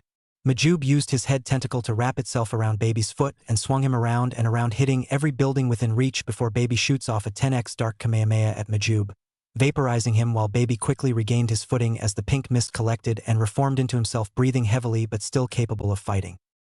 You seem to be getting tired. How about I end this? Baby held his hands up and negative energy began to form the revenge spirit bomb. Damn it! If I don't stop him before he gathers all the energy he needs, I'm not sure if I'll be able to regenerate from this, Majub thought to himself. Goku's mind had been remaining silent this whole time as the battle with Majub progressed, as he gathered his thoughts and inwardly grinned. Thanks, Ub. You've bought me the time I needed, he thought as he reached out and started wrestling control fro Baby. What? Baby said as he began to flail in pain. Not you again. Why can't you stay down? He said angrily. I told you your day was coming and now it's here. Baby's eyes turned back to Goku's eyes as Baby fell onto the ground and the ball of energy dissipated. No, I'm not going to surrender this body to you. Not after all I've accomplished, Baby said angrily, and he wrestled with Goku's mind for control while Majub looked on puzzled. I'm honestly not sure who to root for. Both their kiss are submerged in darkness. Back near Baby's ship, Kabatokai landed and started feeding the sacred water to Gohan, Videl, and Trunks, and after spazzing around for a few minutes they calmed down and one by one woke up. Kabatokai? What's going on? Last thing I remember is Baby holding you as captive, Gohan asked. Kabatokai helped him up. Later. Right now I need to get back to Earth to help Piccolo restore the Earth to normal, he said as he teleported back, and Gohan looked around. I feel a presence. Vegeta? He said as he ran inside to behold the injured prince. You look terrible, he said as he looked him over. Vegeta grunted. Anything else you'd like to point out, Mr. Obvious? He said as the others came to join him. Baby's battle with Goku's mind was getting intense, with Nether Person wanting to give ground, with the ground shaking all around them. Stay down, Baby said as he started pushing Goku's mind back and isolated him again after much effort as Baby's eyes returned to their regular color and stood up and looked at Majub. Sorry for keeping you waiting. Roommates are never easy to kill. Majub became angry and steam came out of him. Baby grinned. Yes, now this body is now fully mine, he said as he rushed Majub and attacked him fiercely, noticing he had gotten even stronger. Seems Goku was putting more of a strain on resources than I thought, he thought as he launched another 10x Dark Kamehameha at Majub, who was thrown into a mountain as Baby floated in front of him. I do hope you understand you can't win, Baby said simply as Majub expanded outwards and wrapped Baby up and started squeezing. No, but I'm gonna try, Majub said, grinning as Baby grunted in pain before using his energy to loosen Majub's grip and shredded him to pieces. Time to end this, Baby said as he fired off another 10x Dark Kamehameha and vaporized Majub's remaining pieces, causing Baby to grin. Well, that was entertaining. Now to get back to Arg, Baby said as he felt a pain in his body and looked down as he noticed a large burn mark on his chest. Who? Why? Baby said as he upwards to see Pan in her Super Saiyan state. Time for you to pay for abusing my grandpa's body and killing Uncle Goten, she said as charged Baby. Back on Earth, Piccolo landed outside the entrance to Capsule Corp as he heard the alarm sound and the doors locked down, so he decided to blast his way through the doors and went into the main lobby. Now where are those balls? Piccolo said as he used his link to Dragon Balls to locate them. There they are, he said as he walked down the hallways fighting off robots designed to attack those with key signatures. This might take a while, he said. He fired off several special beam cannons to deter the robots and continued on his way. After reaching the room where the Black Star Dragon Balls were held, he noticed several laser grids activate. I'll give it to Bulma. When she wants something out of your hands, she makes sure, Piccolo mused as he went about carefully navigating the lasers, and after several minutes and 3 regenerations of limbs later, he grabbed the balls which were being held in a containment system to prevent them from being scattered around the galaxy and turned to leave with the balls in hand, and once he got back to the lookout, he put the balls down and looked to Kabatokai. Can you manage one more trip? He asked. Sure, he said affirmatively. I need you to get Bulma and bring her back here. She's the only one who knows how to operate this thing, Piccolo said. All right, be back soon, he said as he left for Baby's palace. Back on Baby's ship, Gohan was thinking things over. I think I have an idea, he said as everyone looked at him. I remember back when I was a teenager that we had to give Goku our energy in order for him to have the strength to defeat Broly, and maybe we can do it again, he said as he clasped his hands. Trunks looked at Vegeta, who was already visibly unhappy that he was needing help. Trunks looked at Gohan. Where's Goten? He asked. Gohan looked puzzled. I have no idea, Trunks. He might be out there still under Baby's control or hiding, he mused. I guess we'll have to figure it out later once Baby's taken care of, cause without him everyone in theory should return to normal, Trunks said as they all helped Vegeta up and circled around him and started giving him energy. Vegeta started bathing in the light of the energy as his energy started to climb back up. Soon it will be time to round 3, baby, Vegeta said as he made a fist. Chapter 17, The Beginning of the End. Pan had a fire in her eyes as she charged Baby, who, still recovering from his fight with Ub, was caught completely off guard and was pelted by ki blasts from the young Demisaiyan.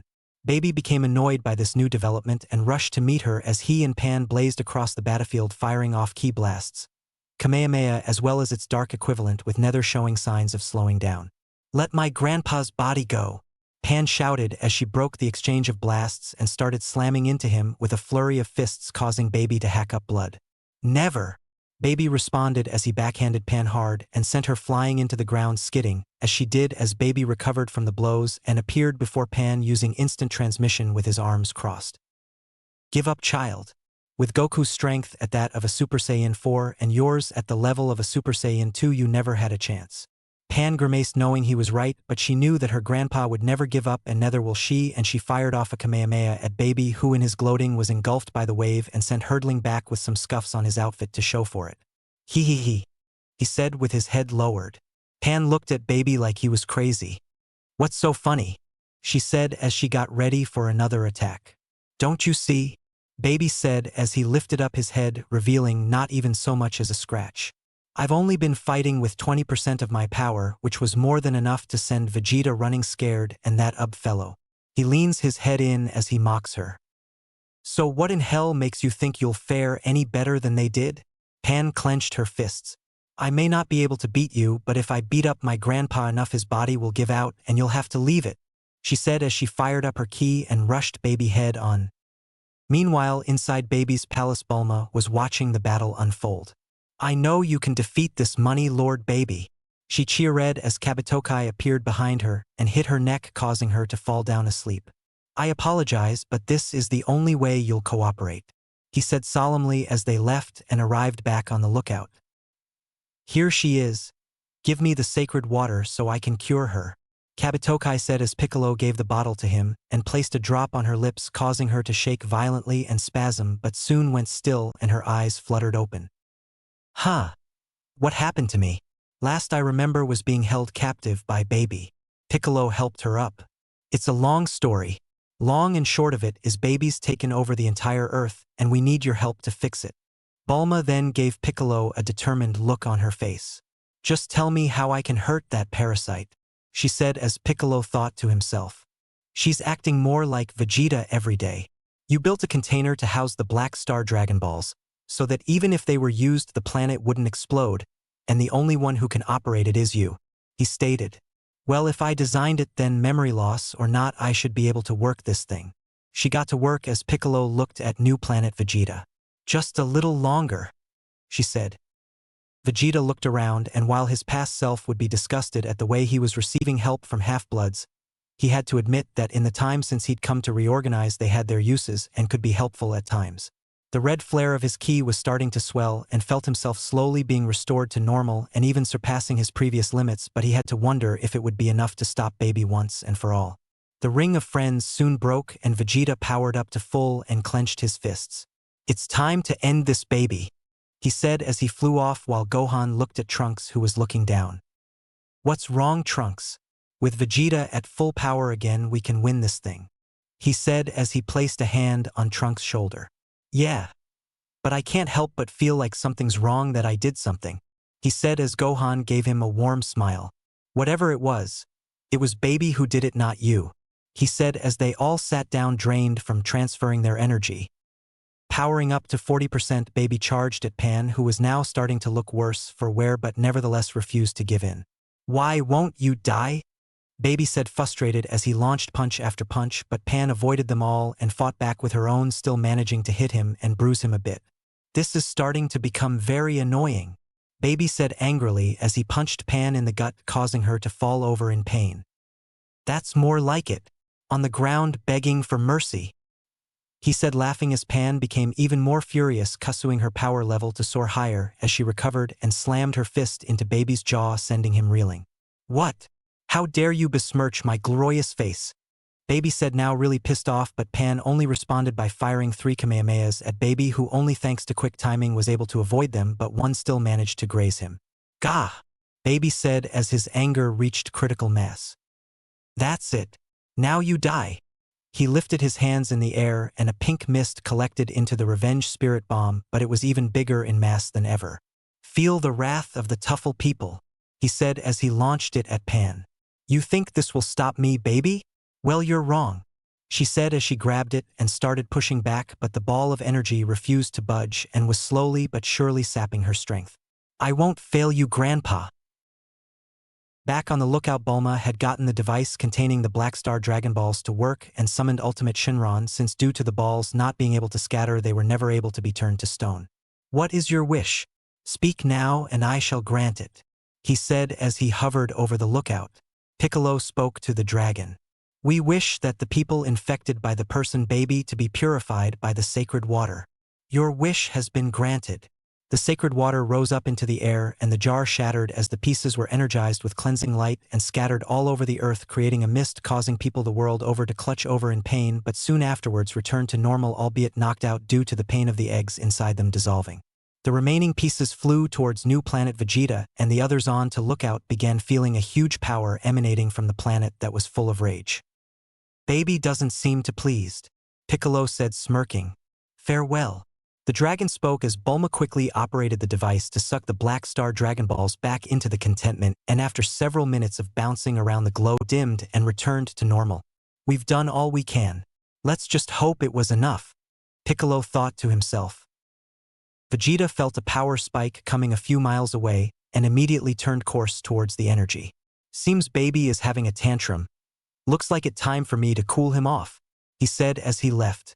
Pan meanwhile was struggling against the energy ball that threatened to envelop her, but tapping into her reserves she found the strength to push the ball back and started gathering more speed until eventually she pushed the ball away and into the atmosphere where it exploded harmlessly.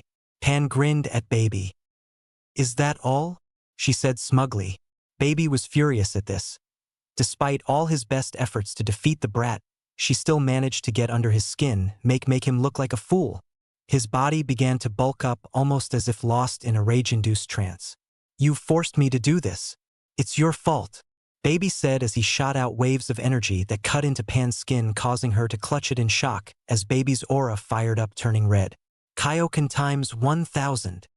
He shouted as he rushed Pan faster than she could see and started wailing on her with no mercy, and while she kept trying to recover, Baby just knocked her back down again, and after a combination of punches, kicks to the gut, and Kamehameha's, Pan skidded to the ground in a bloody mess with blood dripping down her face and her limbs feeling numb.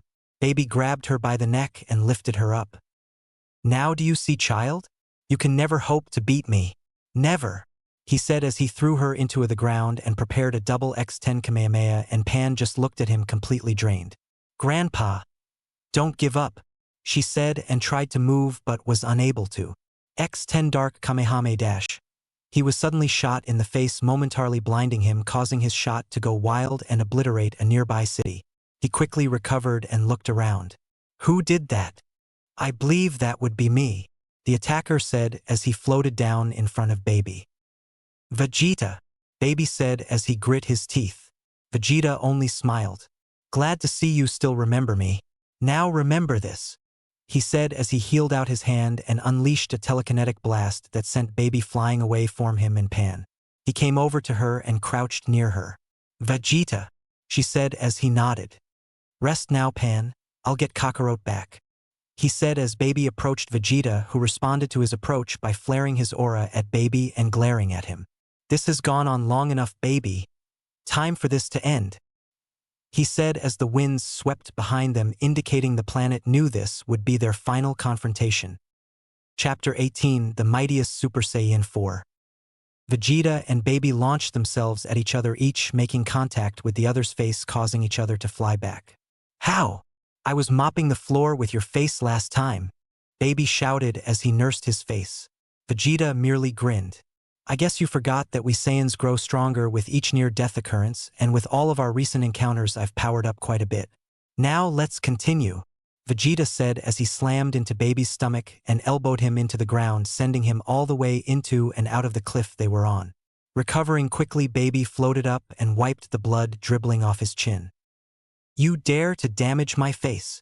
You'll pay for this, Vegeta," Baby yelled angrily, which caused Vegeta to grin as he charged forth and began a merciless assault on Baby, punching him in the stomach multiple times and ending his combo with a final shine attack, sending Baby flying through the air before his using his ki to stop himself and chuckle. "I'm impressed, Vegeta. Look at you now. You've finally surpassed your rival, only it doesn't matter," he said as Vegeta teleported in front of him. "I'll prove that once you've evacuated his body." Baby just laughed even harder. "Leave? Why would I leave when I hold the ultimate trump card? As long as I stay inside Goku's body, you won't risk killing him, so attack me all you want, but the only one feeling the blow your attacks is poor Goku," he snickered. Vegeta simply responded by slapping Baby's face hard with his right hand. "Only cowards use a shield to fight their battle for them. Some king you turned out to be," he said, causing Baby to lose control of himself as his red aura flared up yet again. "I will not stand here and be insulted by a primate," he said as he rammed Vegeta and knocked him back as he fired one Kamehameha after another at Vegeta, who, unprepared for the barge, was pushed to the ground and after it ended was lying in the center of a crater as Baby flew towards him and, pooling his strength together, flew towards him and locked elbows with the enraged tyrant. They both then disappeared as blows were exchanged across the planet, causing it to quake in the wake of their awesome might. Pan slowly opened her eyes as she watched Vegeta fought Baby with all his might and lifted herself up as they both disappeared. "Be careful, Vegeta," she said quietly as she felt Gohan and the others approach her. As Gohan landed, she hugged her father tightly, which caught him by surprise but hugged her back regardless. "Dad, do you think Grandpa is going to be okay?" she asked quietly. Gohan was stern-faced. "I don't know, Pan. We just have to have faith that Vegeta will do the right thing," he said as she looked at Trunks. "Did you tell them yet?" she asked as Trunks looked around rather confused. "Tell them what?" he asked. Pan started welling up tears. "That Uncle Goten is dead and you killed him," she said solemnly. Everyone looked at Trunks. "When did I do this?" he asked, starting to panic that she just said he killed his best friend since childhood. "It was when you were under Baby's control. Uncle Goten tried his hardest not to hurt you, but you took advantage of that fact and beat him to a pulp, then obliterated him," she said as she went to hug him. Trunks was dumbfounded. He had just killed his beat friend. Granted, it was while his body was under the control of someone else, but it didn't exactly make the pain any easier. As he fell to his knees, his face drained of color and expression as Gohan came over and laid his hand on Trunks' shoulder. "It's all right, Trunks, we probably did a lot of things while under Baby's control that we aren't proud of. The thing we can do right now though is help Vegeta finish this fight, and we can revive Goten with the Dragon Balls after this is done and over with." Just then, a pink swirling cloud appeared overhead and formed into Majub, who with his current appearance shocked the Z-fighters present. "Kid Buu, here," they all said as they got ready to fight, but Majub held his hands out. "Don't. It's me, he said as they sat confused at his changed appearance. Finally, after a minute, Trunks broke the silence. "Then why do you look like Kid Buu?" he asked as they all lended him their undivided attention. "Mr. Buu fused with me so that we would have a chance against Baby, and we've become one once again," he said. Gohan and the others let down their guard. "I guess that would explain things, but shouldn't you be helping Vegeta?" he asked. Majub frowned at that. Baby's power has grown massively, and in his current fit of anger, his power has increased fivefold. "I wouldn't be able to make a dent in him," he said as he sat on the ground as the others looked into the sky. "Good luck, Vegeta," is what could be summed up with their thoughts. Back on the lookout, Piccolo, Kabatokai, and Dend were sensing the fight unfold. Their power is all over the place. If unchecked, it could destroy the whole planet, Kabatokai said as they felt the exchange of blows.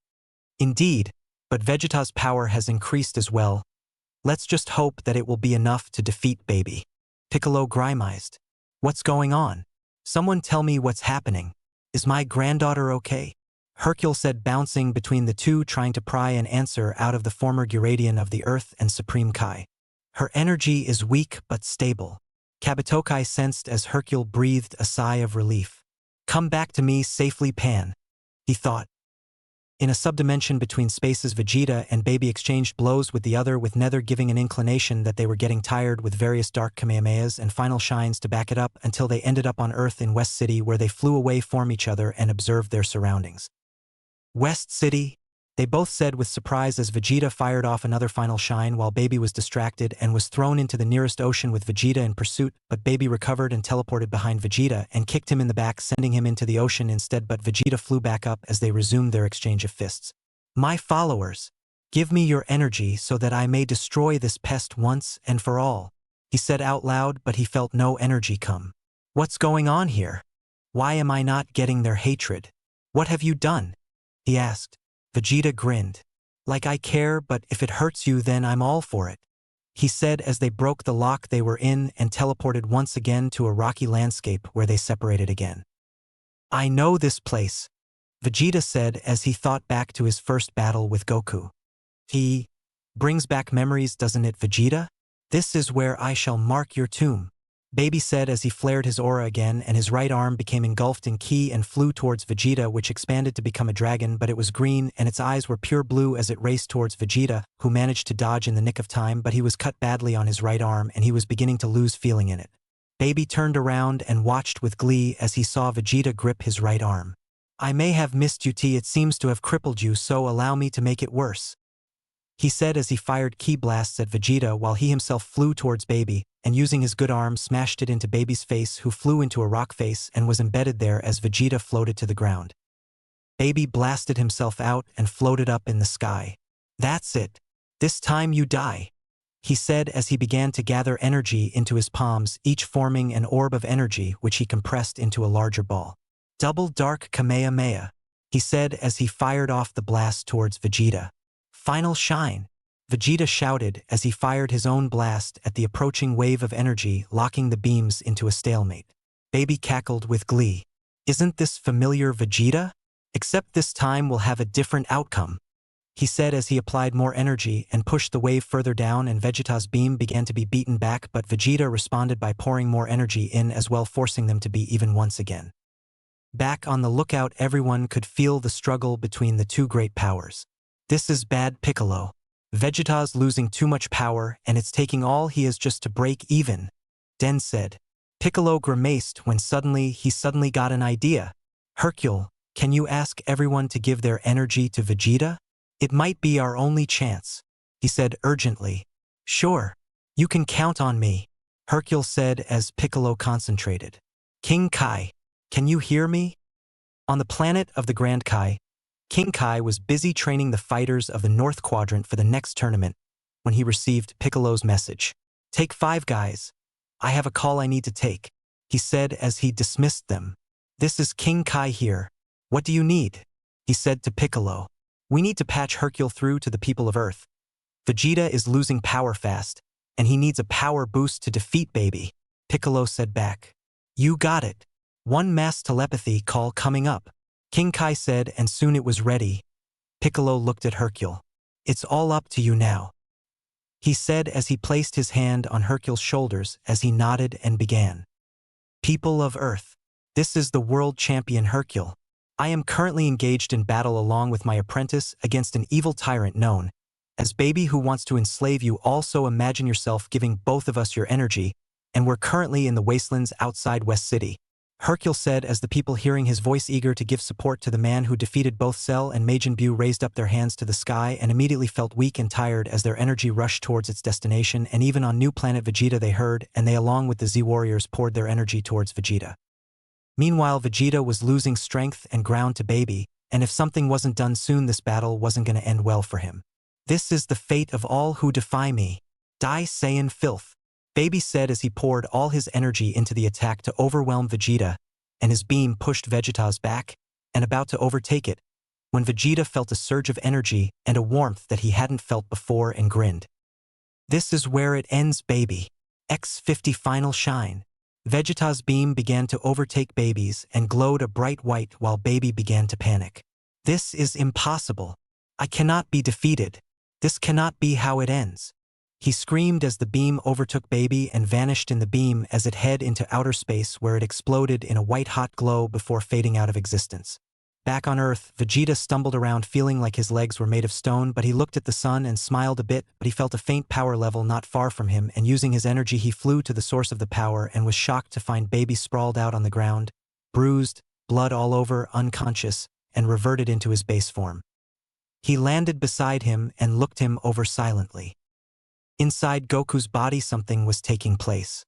"This is all wrong. I had the body of the strongest Saiyan in the universe and I still lost. Well, I guess I better get out of here and regroup. Maybe try to take over Vegeta's body," Baby thought to himself. "I won't allow that," a voice said as Baby looked towards the sound of the voice. "Who's there?" he asked. The figure stepped out of the shadows, revealing Goku, but clad in a gray and red outfit. "I believe you're under the assumption I'm just gonna let you leave. Well, I'm sorry, but you're not going anywhere," he said as he turned Super Saiyan and charged Baby and began to pound on him mercilessly. And while Baby tried to fight back, he was still too tired from fighting Vegeta, and while Goku was fresh and ready for battle, and thus the Tuffle parasite had no chance against the onslaught that Goku brought upon him. And after some time, Baby was grasping his arm and on his knees. You can't do this. I control you," he said. Goku merely laughed. "As you can see, my body is unconscious, so you have no control over me, and it's time I gave you some payback for all you've done," he said as he prepared a Kamehameha and annihilated the thought construct of Baby. "No one is gonna abuse my body ever again," he remarked as he vanished. Suddenly Goku's body began to convulse and a bump appeared on his back as a silver beam jumped out of his body and began to bounce away, but Vegeta looked and saw Goku revert to what he used to be before Baby took control and chased after Baby and shot a barrage of ki beams at Baby, which caused him to revert to his true form. "You're not getting away, Baby!" Vegeta pooled all his energy together and unleashed a devastating explosion that engulfed Baby. "Gra-hai!"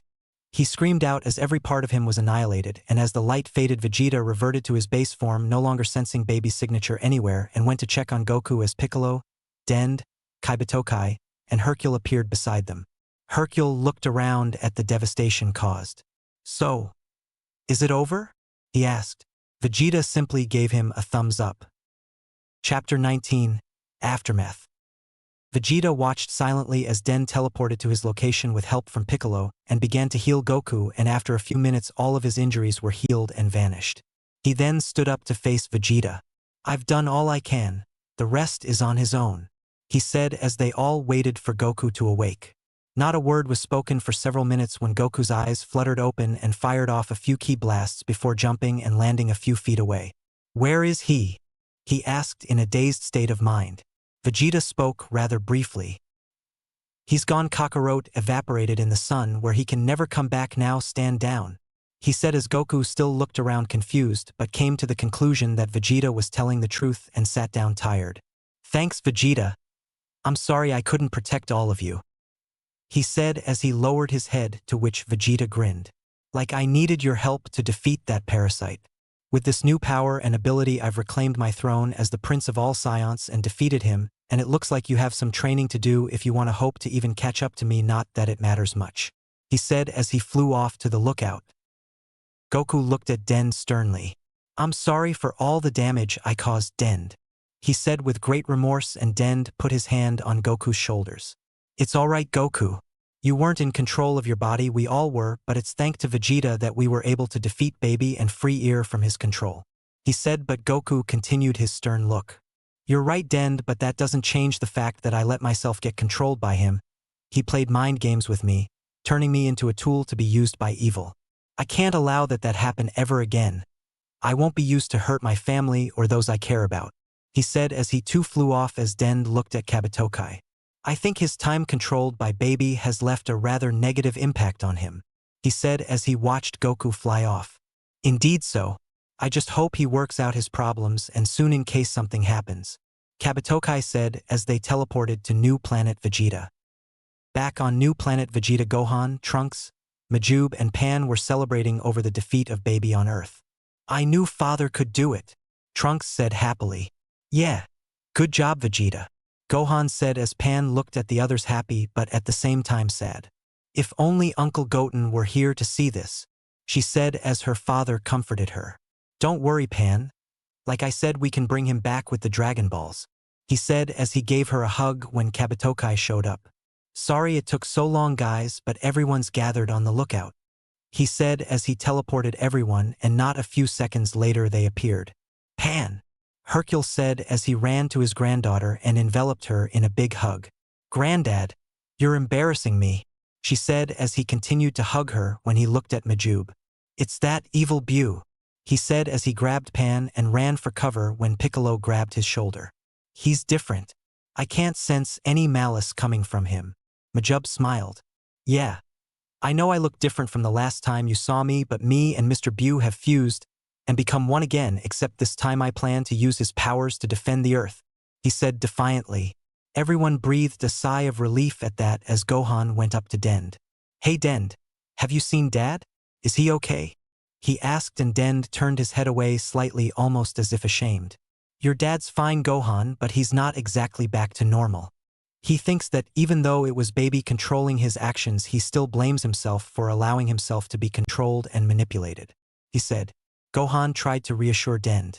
"Dad's a gentle soul, so naturally, he feels responsible for his actions even though it wasn't him at the time.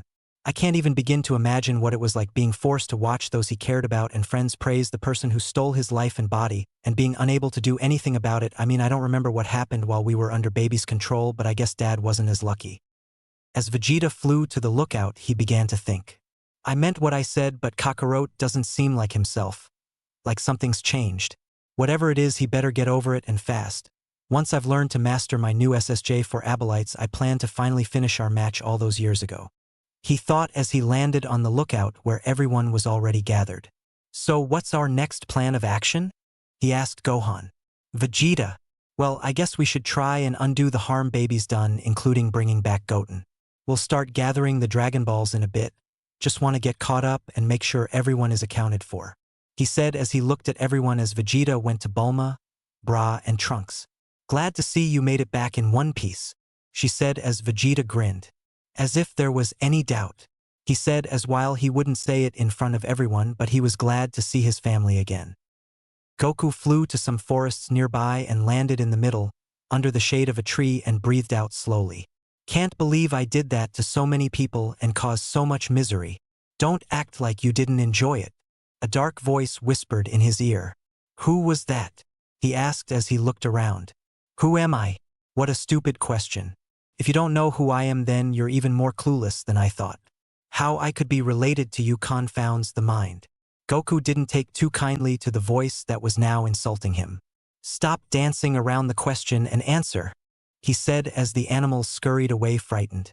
This is just too easy. You get riled up just because someone doesn't give you a direct answer or can't be solved by fighting, but because I'm feeling nice, I'll tell you. Goku's eyes widened as the voice gave him his answer, and birds flew off as if leaving the scene of something tragic.